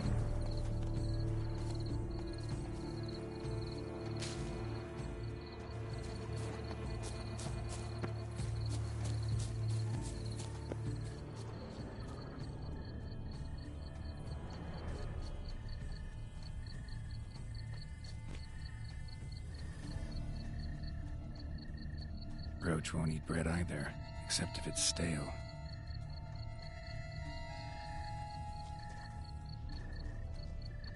Roach likes carrots. Maybe Unicorn will too. This is an outrage! An outrage, I tell you! It's against the law.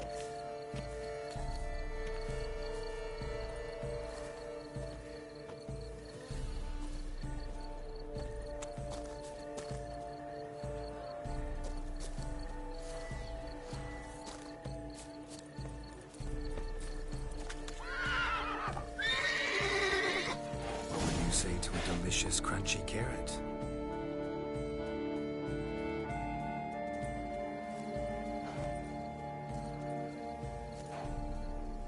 Easy.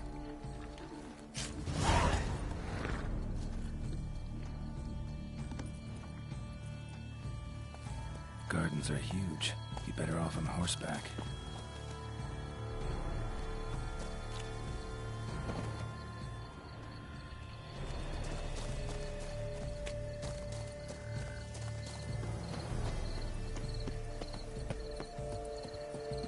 I won't go. I simply won't do it.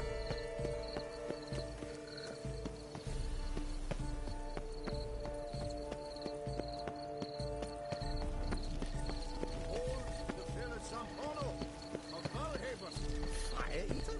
Who invited him?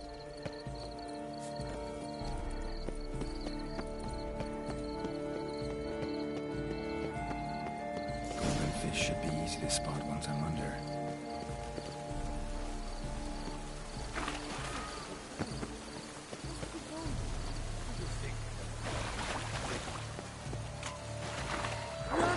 places?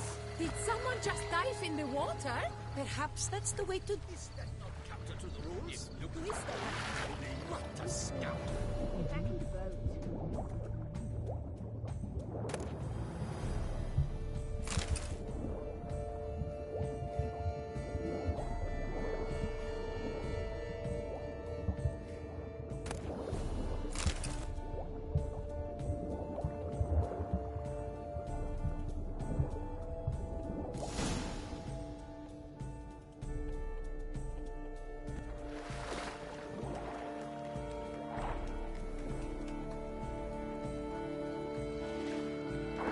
Hey, wait.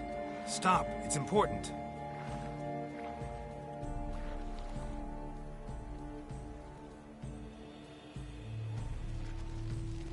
King Cormorant, sire, accept this offering we bring. Prithee cast upon us your merciful eye, and bear before us its secrets.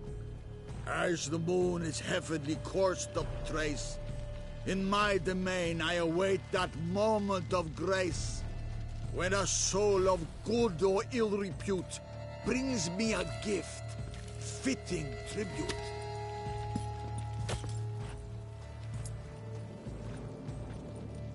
A key. Why, you bomb-botched wretch! He's ruined the game! Disgraceful!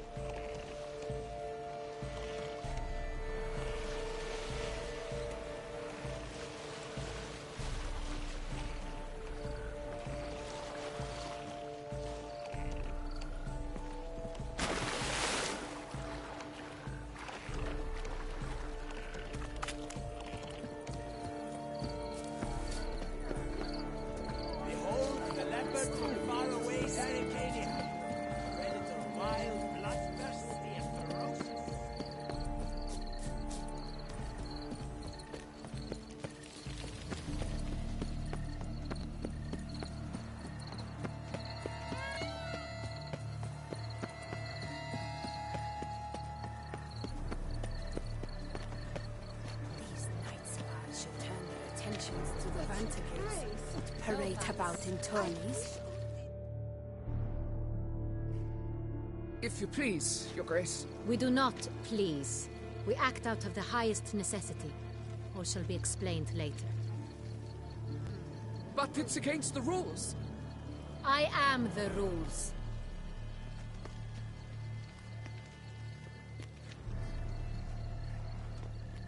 Geralt! At last. Got a key and a clue. I've another. Show me yours. Who wrote this drivel? I begin like a crone, hollowed out with ease, then end like a mouse, with a head of hard cheese.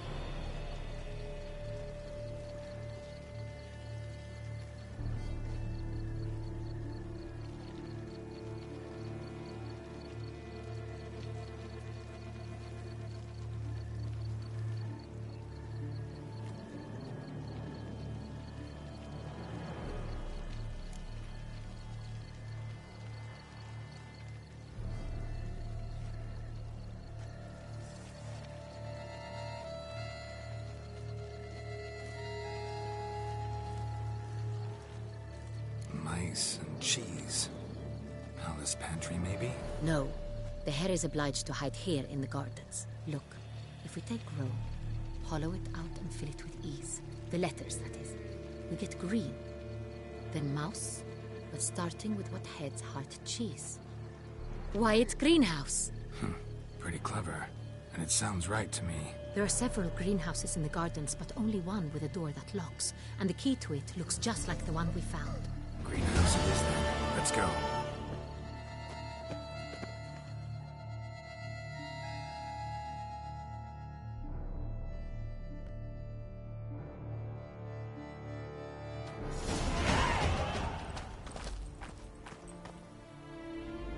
Wait here.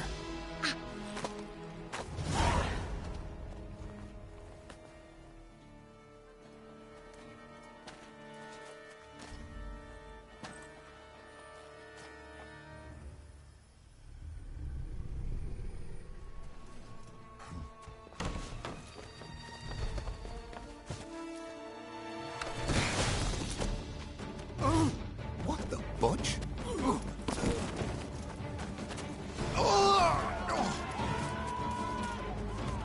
What was that?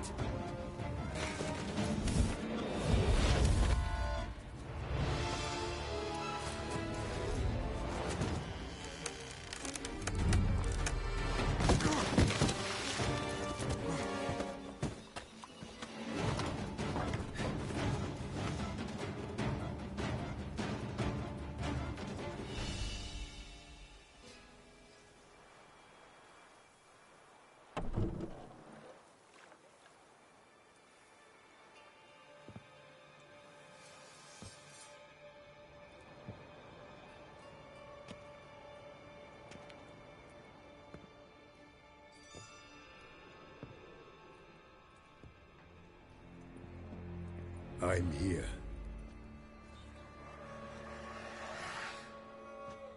This belonged to you, maybe? It did, but you may keep it. I've a new one. I do not know you. I've done you no harm. Yet first you butchered a Bruxer who was dear to me. Now you pursue me. Why? You've killed 4 innocent people, at least. And you? How many innocents have you cut down?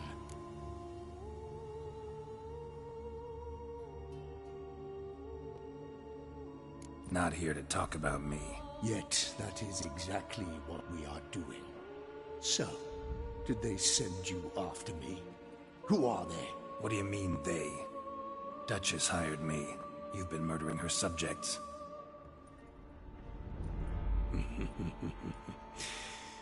Is it as simple as that? I would ask you to convey to the Duchess that I've but one victim left, but you'll not get the chance. Come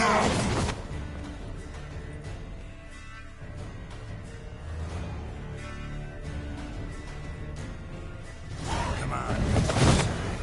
I won't let you.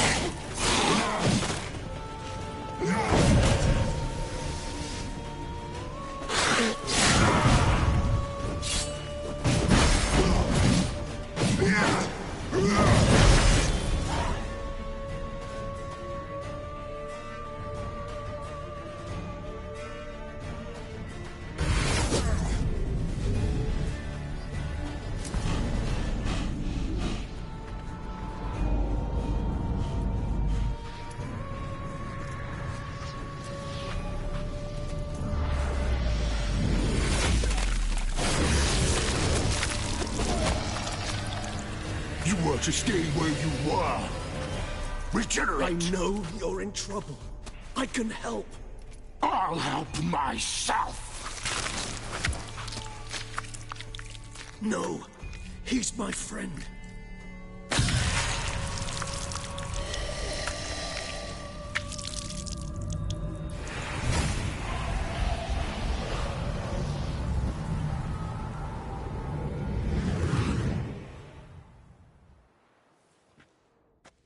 Yes, Geralt, it's me. Regis?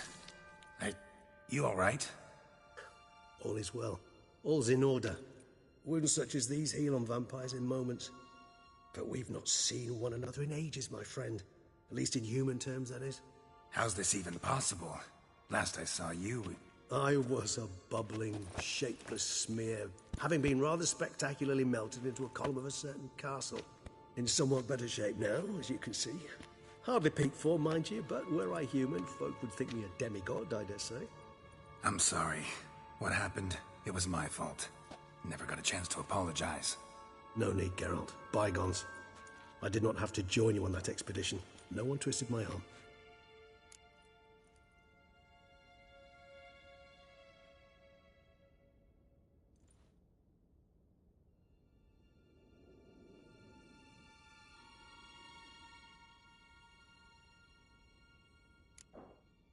You being here, not some fortunate coincidence, I take it. Your powers of deduction seem to have waned not one bit. I'm happy. I came here for Dettlaff. I fear he's become entangled. Landed himself in serious trouble. So that's his name. He's your friend? You might call it that. Though Dettlaff is... how would you humans put it? More bestial than I am. But not to worry. I'm working on him. Haven't exactly done a great job with that. He's killed one knight since I got here. At least 3 others before I arrived. For good reason, I'm sure. Understand, Dettlaff is not some decadent shit who kills for sport, or to assuage a dryness of throat or a dullness of mood.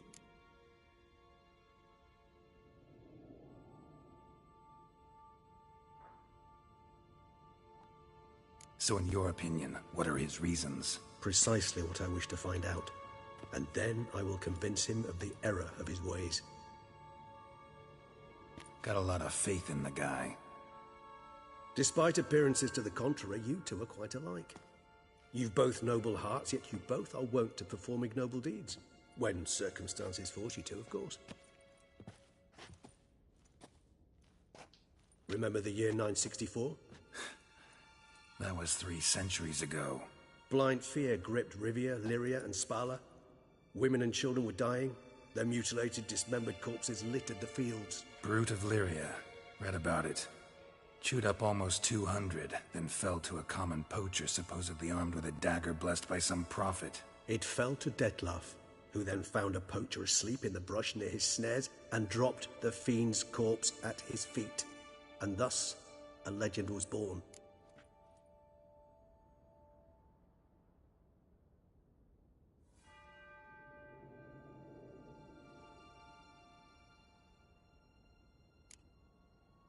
Awfully good of him. But do I need to know this? Yes. So you'll understand Dettlaff is no cold-blooded killer. I believe he's landed in some mess and he sees no way out. What makes you say that? Vilgefortz melted my body. Dettlaff found what was left. As per our codex, he had a choice. To leave me where I was, or to care for me and nurture my remains. He chose the latter.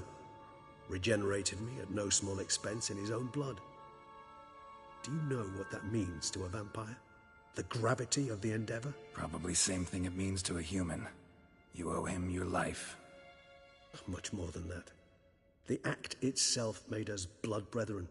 A bond so strong humans cannot even imagine. Which is why I know something ill is afoot. Always had an overdeveloped sense of empathy. Each vampire has a unique talent. One they hone over centuries. It's precisely what renders us so difficult to classify.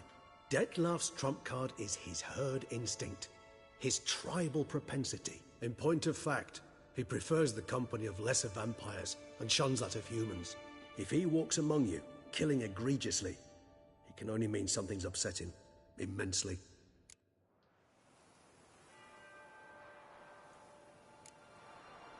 Anything specific? Some set of things that'd be likely to set him off? How should I say this?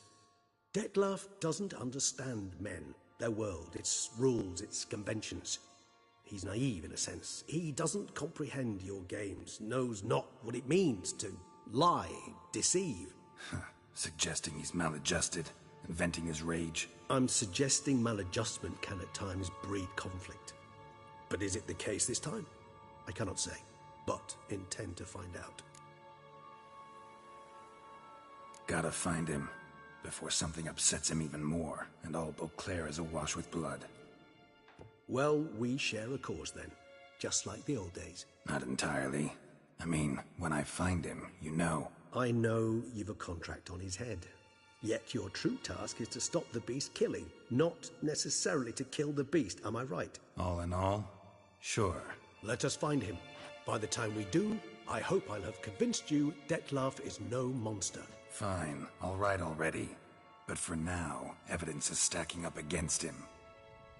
Hear that? The posse. Knights must have tracked me here. I prefer they not find me here. I've makeshift quarters at Mère Lachaise Long Cemetery. We'll meet there. See you.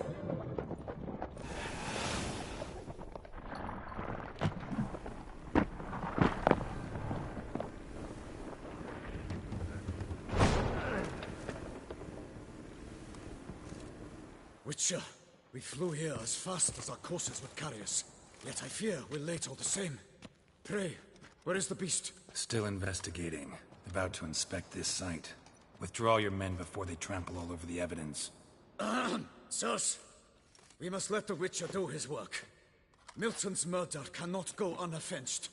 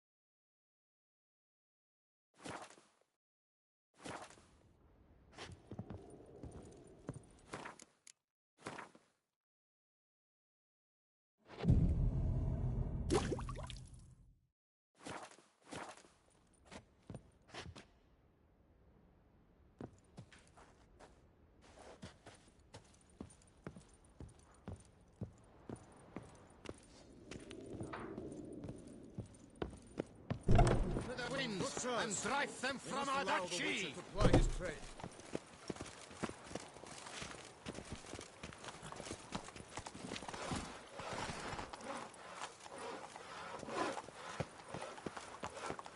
Don't crowd around.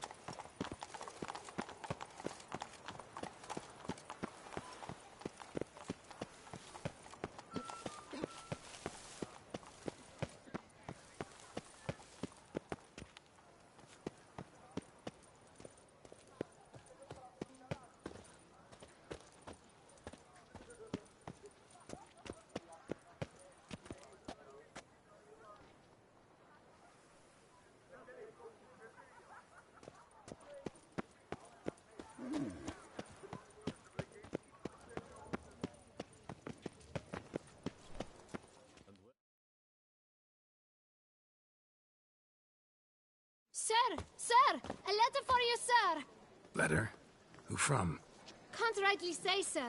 I was just to deliver it.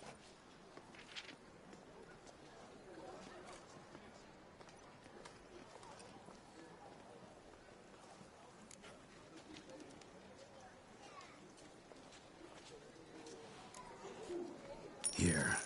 And thanks. No, sir. Thank you. And I truly hope I'll be of service again. Dearest. I suspect weighty affairs, rather than merely the wine festival, have drawn you to Toussaint.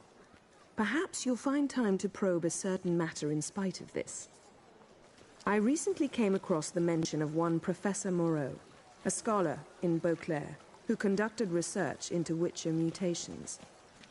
Though the details are rather murky, as is the location of the scholar's laboratory, his journal could contain more information.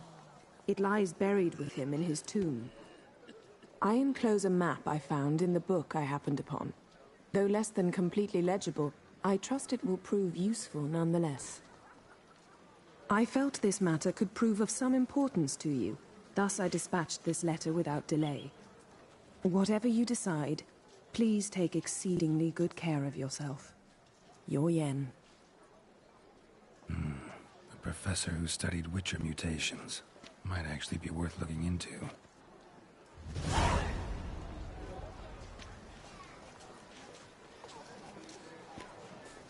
Another murder by the horrid beast! Milton the Peyrac Peyran falls victim to his own cowardice!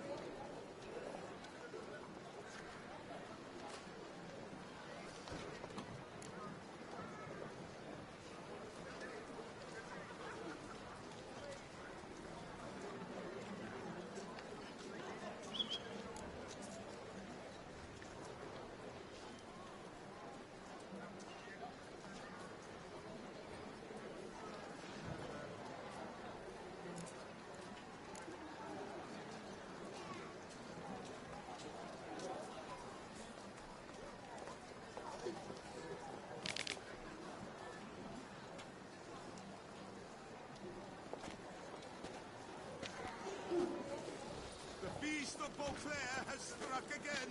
Citizens, beware of the beast. Turn your trembling hearts. Jesus.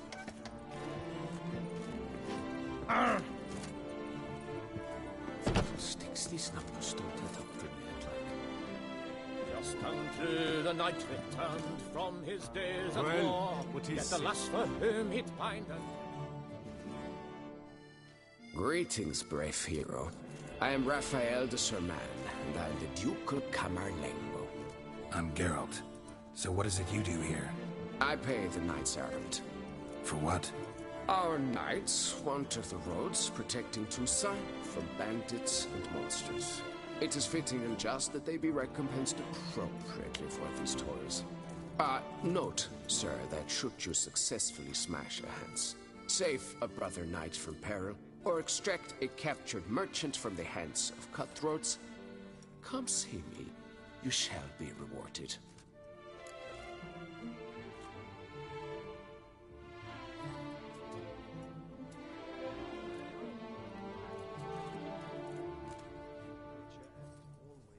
Wouldn't mind a glance at your books. Ones you're willing to sell, that is.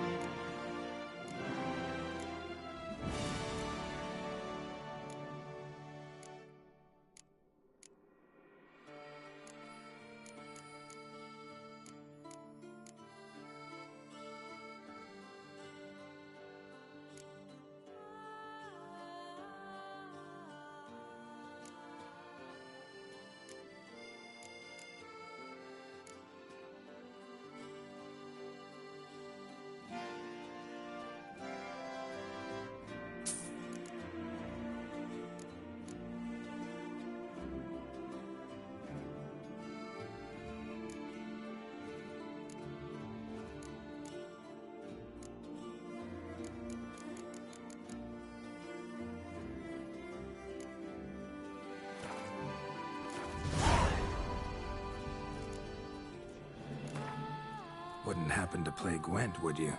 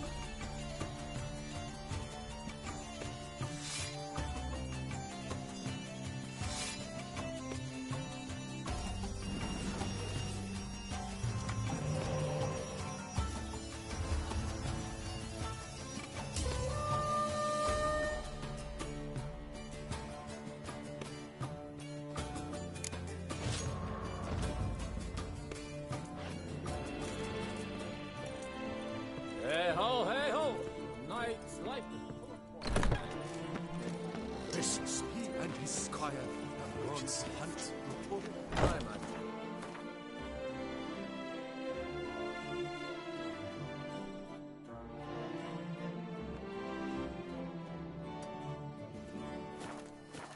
Have there been any tidings?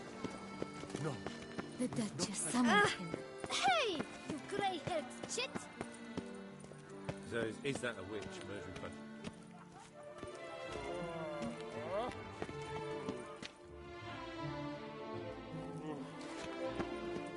What's new, mon ami?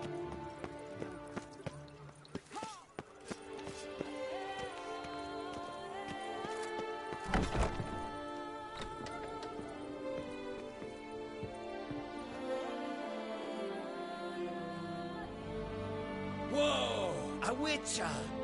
A serious client at last. Tell me, what do you need?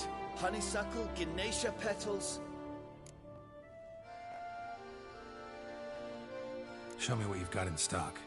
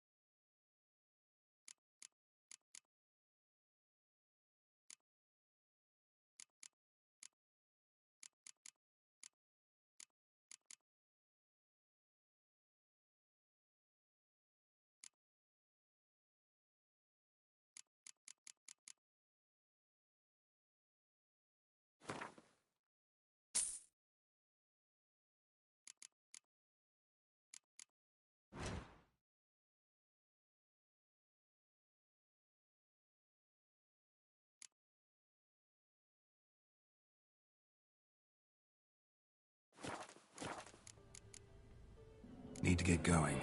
Till next time.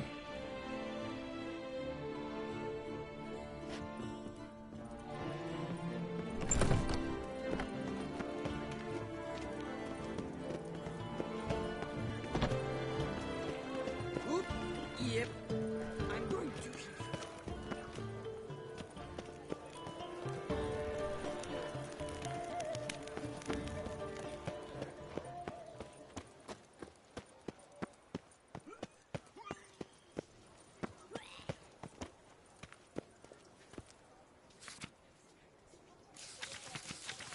Rawsnizzle47's. Might be worth looking into.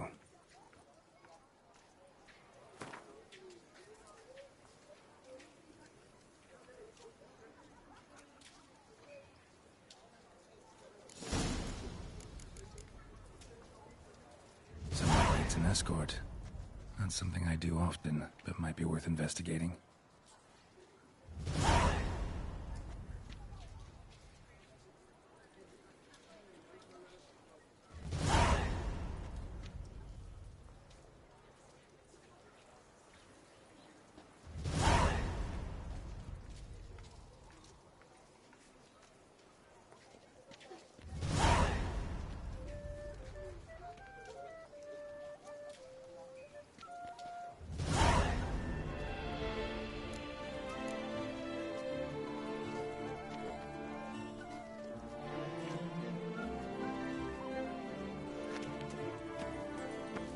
Sir the Peyrac Perrin dead. How wonderful.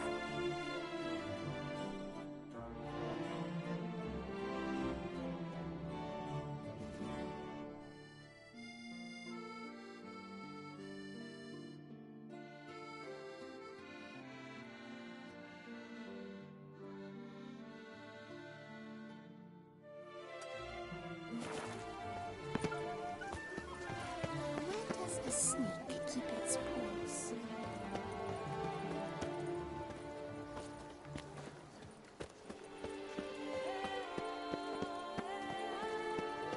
No, Pickerital. If you've one jock of wine and one friend, drink the jock of wine and send the friend. The guard.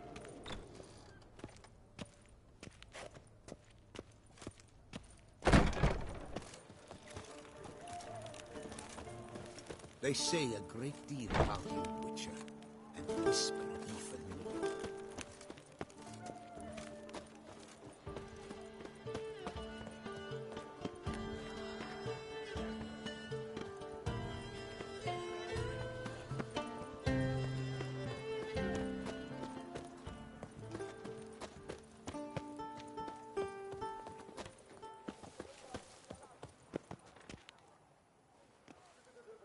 Oh?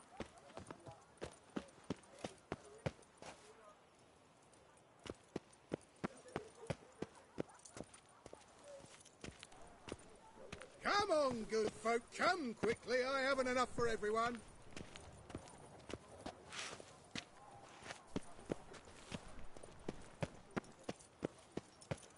Have I gone absolutely cuckoo?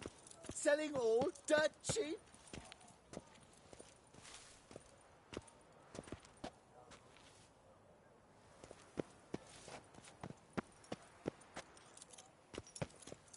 Pick and choose while I've the inclination. Once I close this shambles down, Good you won't folk, see me till next have you week. seen these prices? I must have drunk a crazy potion. Come on, good Excuse folk, me. come quickly. I haven't enough for everyone.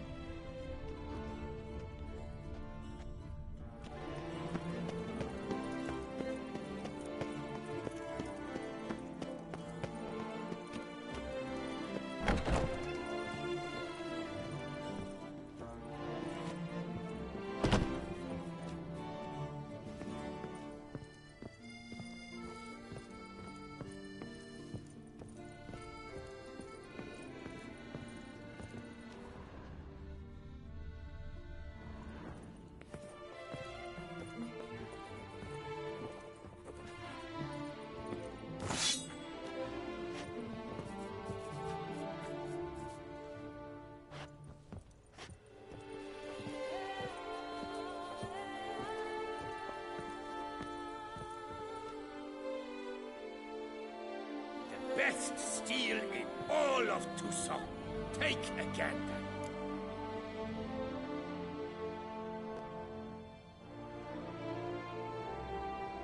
Show me what you have.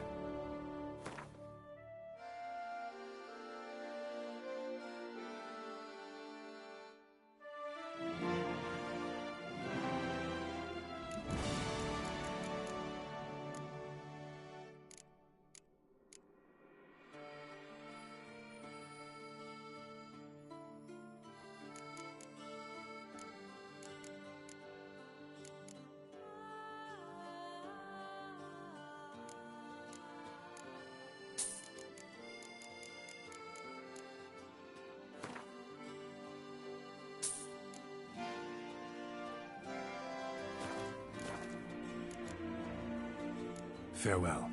No, see you later.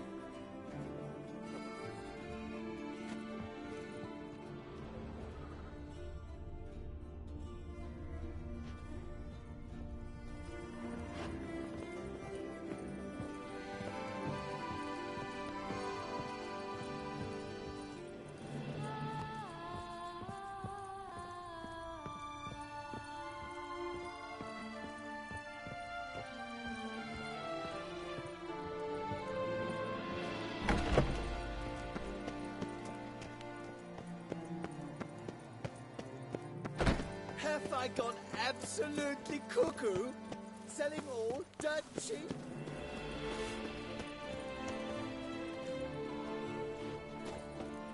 Another murder by the horrid beast, Milton the Peyrac.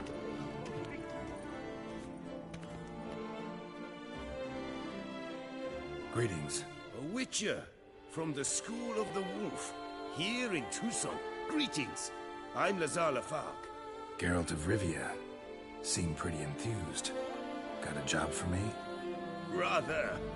Mind you, it's no monster hunt, but I'm sure you'll be interested all the same.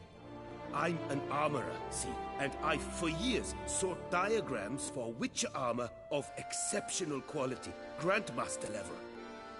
Heard of them. Never seen any, though. Thought they were lost. Not quite. For I've been lucky enough to learn that their holders came to Tucson. Alas, they then perished, but I know where. I just need a partner to help me retrieve them. If you know where to look, why not get them yourself? No offense, but do I look like a rough-hewn adventurer? Besides, who would serve my clients while I romped about seeking them? No, I'd rather leave it to someone familiar with such matters. Bring me the diagrams, and from them I'll forge for you whatever you fancy.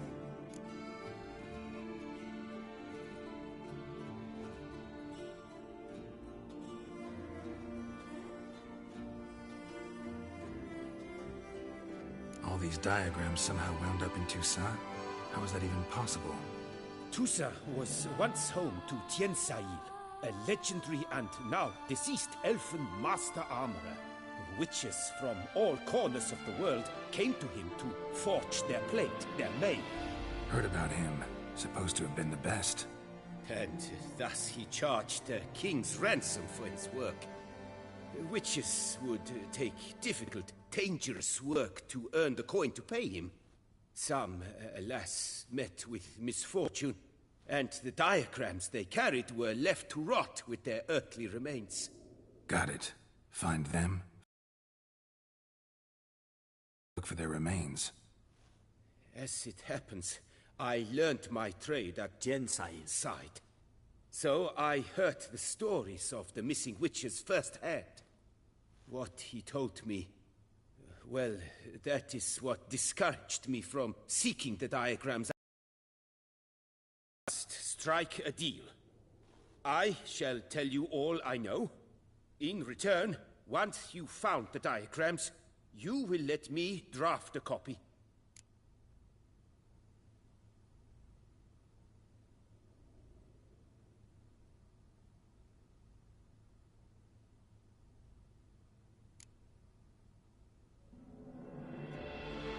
This elven master, how'd he end up taking a human for an apprentice? My father forged armor. As a youngster, I helped him, then began forging my own pieces. Master Tiensail saw my work and offered to take me on as his apprentice. Only now, years on, do I realize the honor that was. Alas, my master perished in a massacre later, slain by racists. Though he taught me everything he knew, I did not manage to complete the guild's requirements for Grand Master while he lived. I know I have no equal in the trade. Yet, until I complete Witcher armor of Grandmaster quality, I shall never be certain I've become my teacher's equal.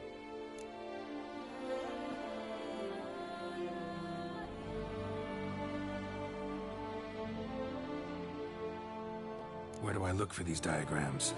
I know of 5 likely fallen witches, each from a different school of the wolf, griffin, cat, bear, and manticore. Which should I start with?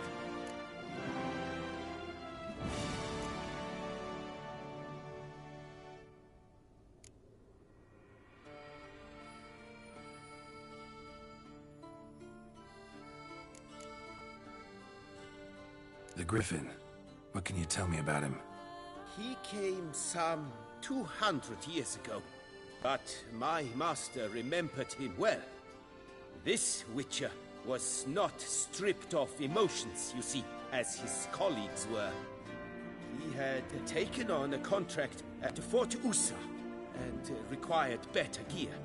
He showed my master his diagrams, paid a deposit, and was never seen again.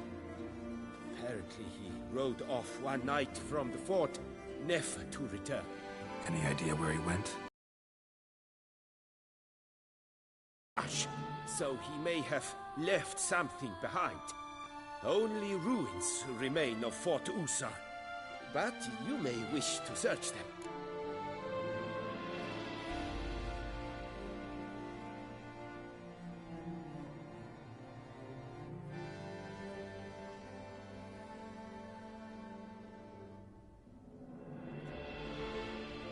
Tell me about my brother, the wolf. His name was Aton. I remember him well. My master liked him, helped him find a safe, yet a well-paid contract. A few years ago, an archaeological expedition arrived in Tucson from Castel Gropian. They questioned my master about the elfin ruins at Termes. He warned them of the danger there and recommended they take Aton as an escort. What kind of danger did he mean? Any idea? Legend claims wraiths haunt the chambers beneath Termes. I cannot say if there is any truth to this, but both the scholars and the Witcher disappeared without a trace.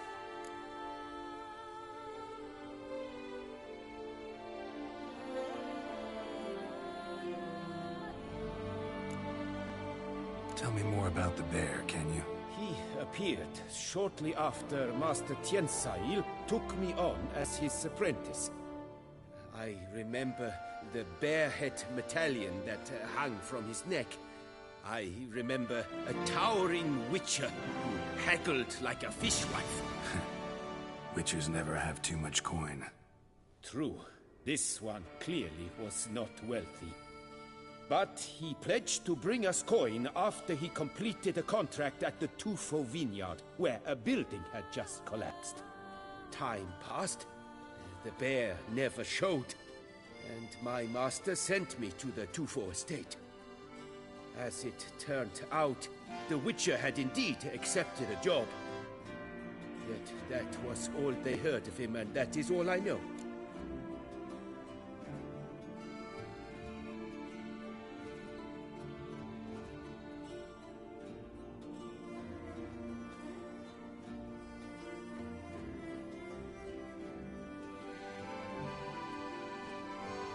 Let's talk about the cat. A year ago, Bartolome Delaunay, the ducal armorer, asked me to confirm the authenticity of a Witcher diagram he had received by messenger. You see, at the time he was working on new armor for the ducal guard. A Witcher from the School of the Cat offered to sell him diagrams for a full set of gear. The diagrams would have been helpful indeed. The diagram you saw, was it really a Witcher diagram? Beyond any doubt. It's a shame Delaunay didn't let me draft a copy. He was quite shaken up, afraid the Witcher might simply kill him and take his coin. Possibly a well-founded fear. Soon after, Delaunay disappeared without a trace. I would have searched his former home for clues, but it has fallen into disrepair, and it is simply too dangerous there.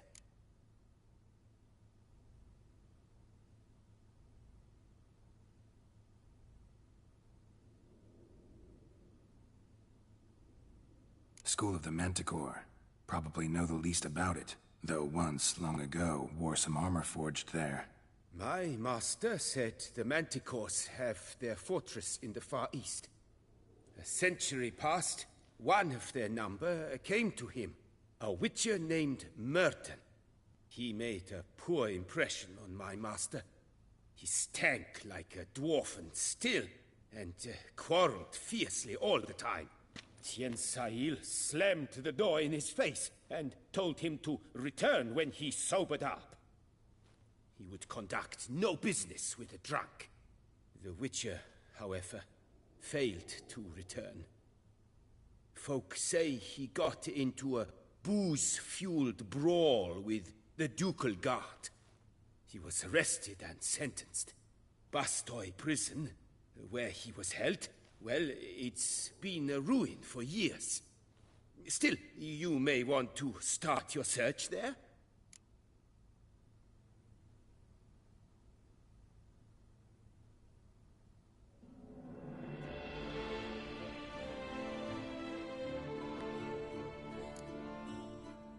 What do you have on offer?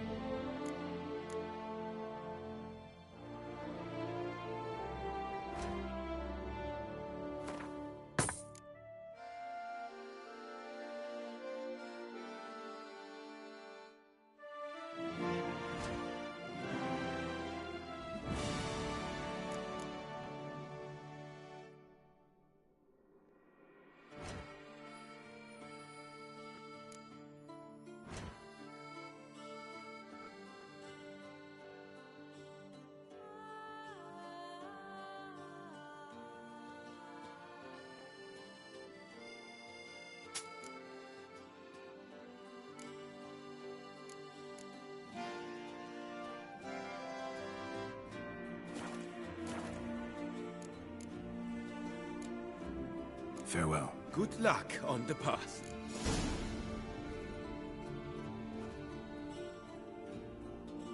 As patron this year, Lady Lithien de Tabri. Valiant knights from all corners of the world will vie for the title of Tournament Champion.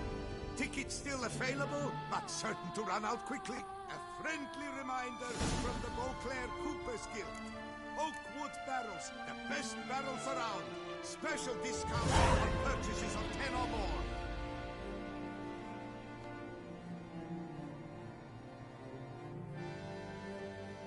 Hark, Beauclair, her most gracious Duchess has hired a Witcher.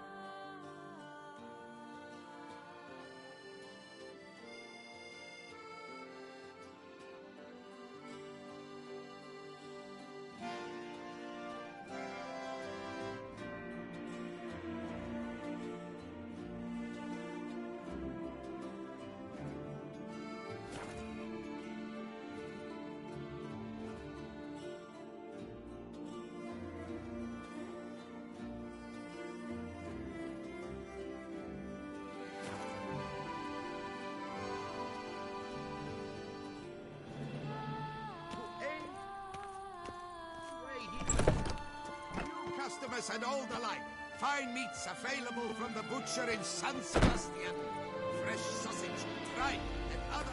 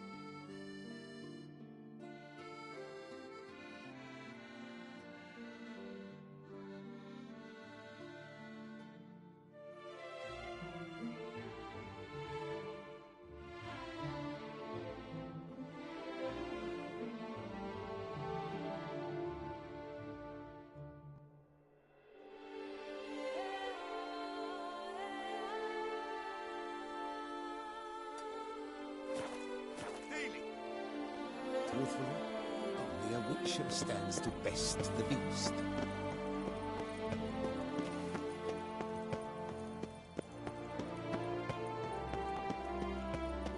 Disperse!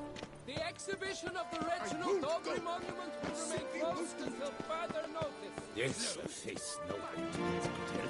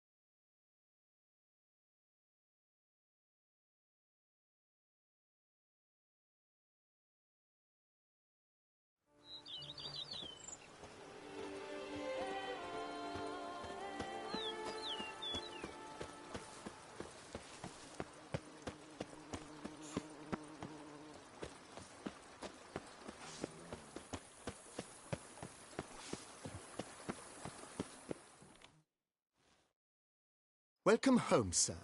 I am Barnabas Basil Faulty. By order of the Duchess, I shall serve you as Major Domo of Corfu Bianco. I previously served with distinction at the Nibli family manor and in Nazaire with Admiral Rompali, who, as you are certain to know, is an extraordinary, demanding gentleman. Whoa, Barnabas Basil. One thing you ought to know. I'm not your typical landed gentleman. Truth be told, this is the first real property I've ever owned. Oh, in that case, you must leave it all to me. I shall organize, see to everything, and whip the house into order. I dare say this place will soon be the most prosperous vineyard around. Great. Can already see I'm in good hands. Vineyard comes across as a place with a rich history. Know who owned it before me? Baron Rossel, who went bankrupt, forcing him to sell the estate to the Duchess. The Baron, in turn, had purchased it from Monsieur Bolius of the Headsman, a truly colorful man of Ketweni origin. He was actually a headsman? No, not him, but his great-great-great-great-grandfather. Indeed.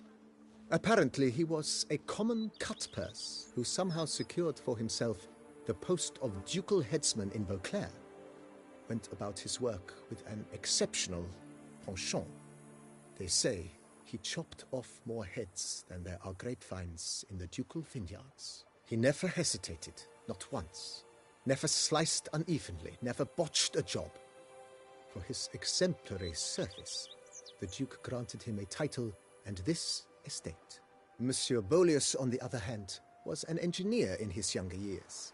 Once retired, he settled here and took to producing wine. Sadly, misfortune struck, and he lost his sense first of smell, then of taste. Additionally, he could not drink alcohol. His medic forbade it. Shame that. He gave up making wine? Not at all. He made even more of it.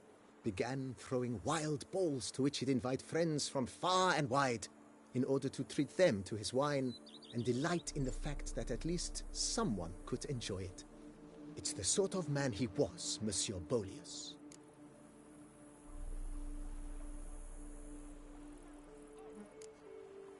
Mind giving me a little tour de Corvo Bianco? Not in the least. Follow me, please. I think it would be practical to begin on the... in all its splendor. Pretty vast. Indeed. And now, sir, allow me to show you a handful of interesting details. Follow me, please. Been a major domo all your life? Yes, I come from a long line of major domos. My father was a major domo, as was my grandfather before him, as was my great-aunt. In fact, she was the one to start the tradition. Great-aunt? A hard woman. It is said that already as a child, she knew where she was going, and went there. When she arrived in Beauclair, she signed on as a chambermaid at one of the vineyards, then slowly worked her way up to major domo. She dragged the rest of the family up the same path.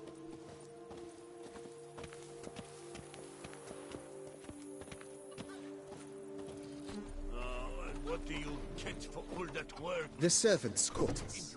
I occupy the green home. With the Duchess's permission, I have hired a full staff. Their salaries to be paid from the ducal treasury. Nice of her. Not the most sightly part of the estate, I admit. But I think it's worthwhile for you as master of the domain to know where the help stays.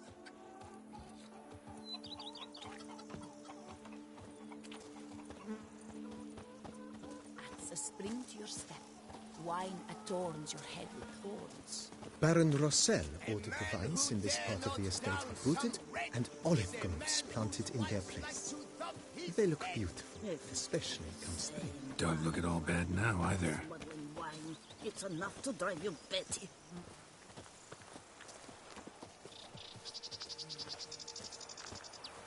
Down below lies your vineyard, where we grow a strain of Carfanere, one of the world's oldest. Aged in oak barrels, it provides for an exquisite wine with distinct blackberry, wild cherry, plum, and cinnamon notes. Marvelous. Have to try it one of these days. Every day the same. Wine, and muckrack smuggling wine. It's enough to drive you batty. Those are the beatless salty. Nice well. Picturesque. Yes, though it ran dry long ago. During the raucous feasts Master Bolius held, he would order it filled with wine. There's a tale about a guest attending a Bolius ball for the first time and thus unaware of the custom.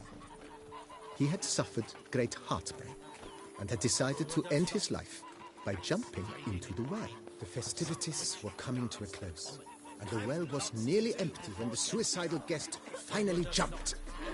Instead of killing himself, he merely broke his legs. To numb the pain, he drank the wine. Drank himself to death? Not at all. When found the next day, he had concluded he'd witnessed twin miracles. The water had been changed into wine, and he had survived. He retired to a monastery in the Dragon Mountains and began preaching the wisdoms of Lebioda.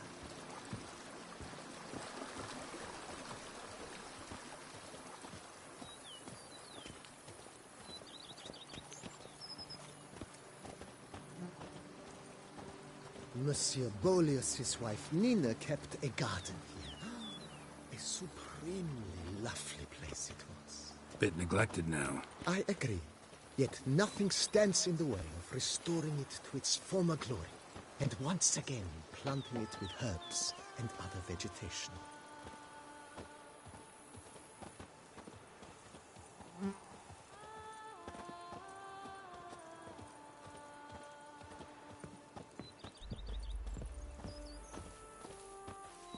Madame Nina planted diminutive, delicate flowers and herbs here. One might say their aroma still hangs in the air. You're quite the romantic, Barnabas Basil.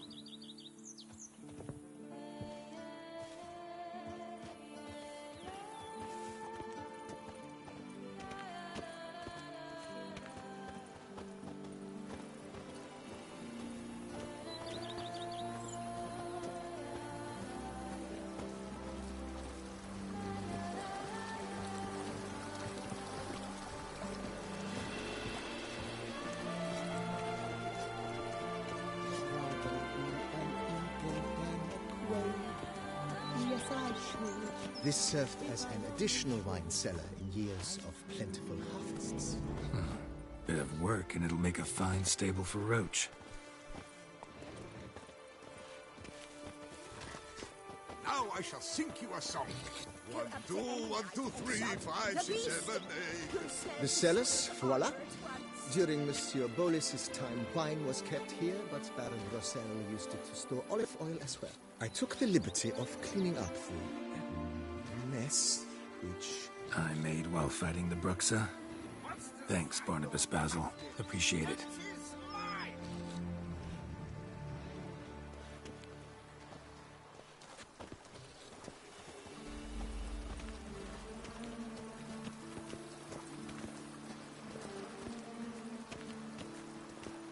As you can see, the facade is, to put it, slightly stained.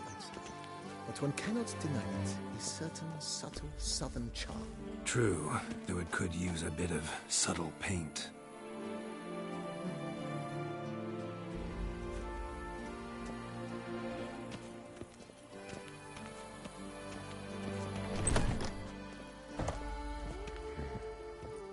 And welcome inside. On the left is the master bedroom. On the right, the dining hall and kitchen. Upstairs, you shall find the guest room, currently used for storage. Not a bad idea. At the moment, the house is only minimally furnished. Yet I believe we will, together, devise some innovative arrangements. A few paintings, for instance, would breathe new life into the abode immediately. With that, sir, you've seen the full lay of the land. Corfo Bianco is a beautiful estate. One must admit, time has taken its toll. If forgive me for being forward, but if you were to choose to invest a small sum towards its beautification, consider me at your service on the matter. Think I'll take you up on that. Be sure to come and see you if I decide to do any remodeling.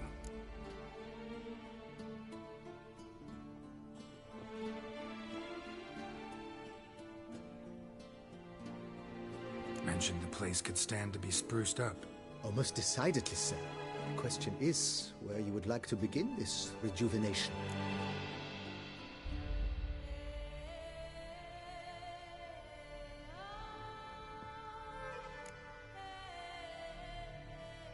Got these spacious grounds.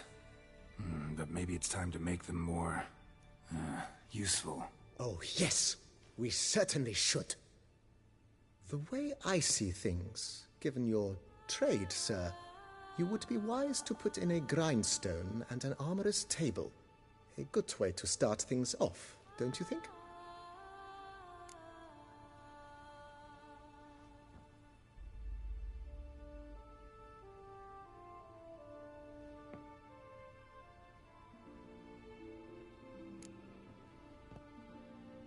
In my trade, my blades get dull pretty quick. Could use a grindstone, professional grade. Of course. No one would consider that an unnecessary extravagance, I would wager. Then send out for one, please. A high-quality stone to be set up in the yard. Of course. I shall send a runner to town at once. I believe you shall be grinding to your heart's content by tomorrow. Will you be needing anything else, sir? My armor needs work from time to time. You know, oil this, reinforce that. Could use a decent work table where I could do all that. Admiral Rompali once hired a specialist who made the finest armorer's tables this side of the Yaruga. I will contact him at once. Good. Order me up a table like that. Immediately, sir. I expect it will take at most 1 day to arrive. Will you be needing anything else, sir?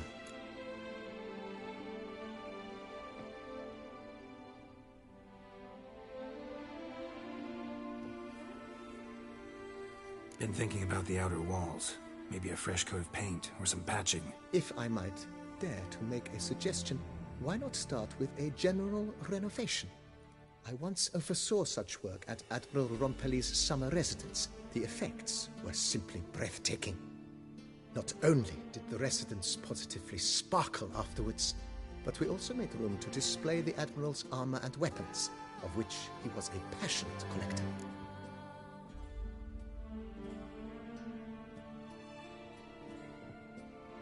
It's in your hands then. Make the place shine. I shall get to work immediately. Within a day's passing, I shall have sent for the crew which rebuffed the Admiral's residence. They are the finest specialists around. Highly skilled at what they do, it shall not take them too long, I wager. 2 days after they begin, your eyes will behold your residence in its refurbished, rejuvenated, beautified state. Is there anything else you require, sir?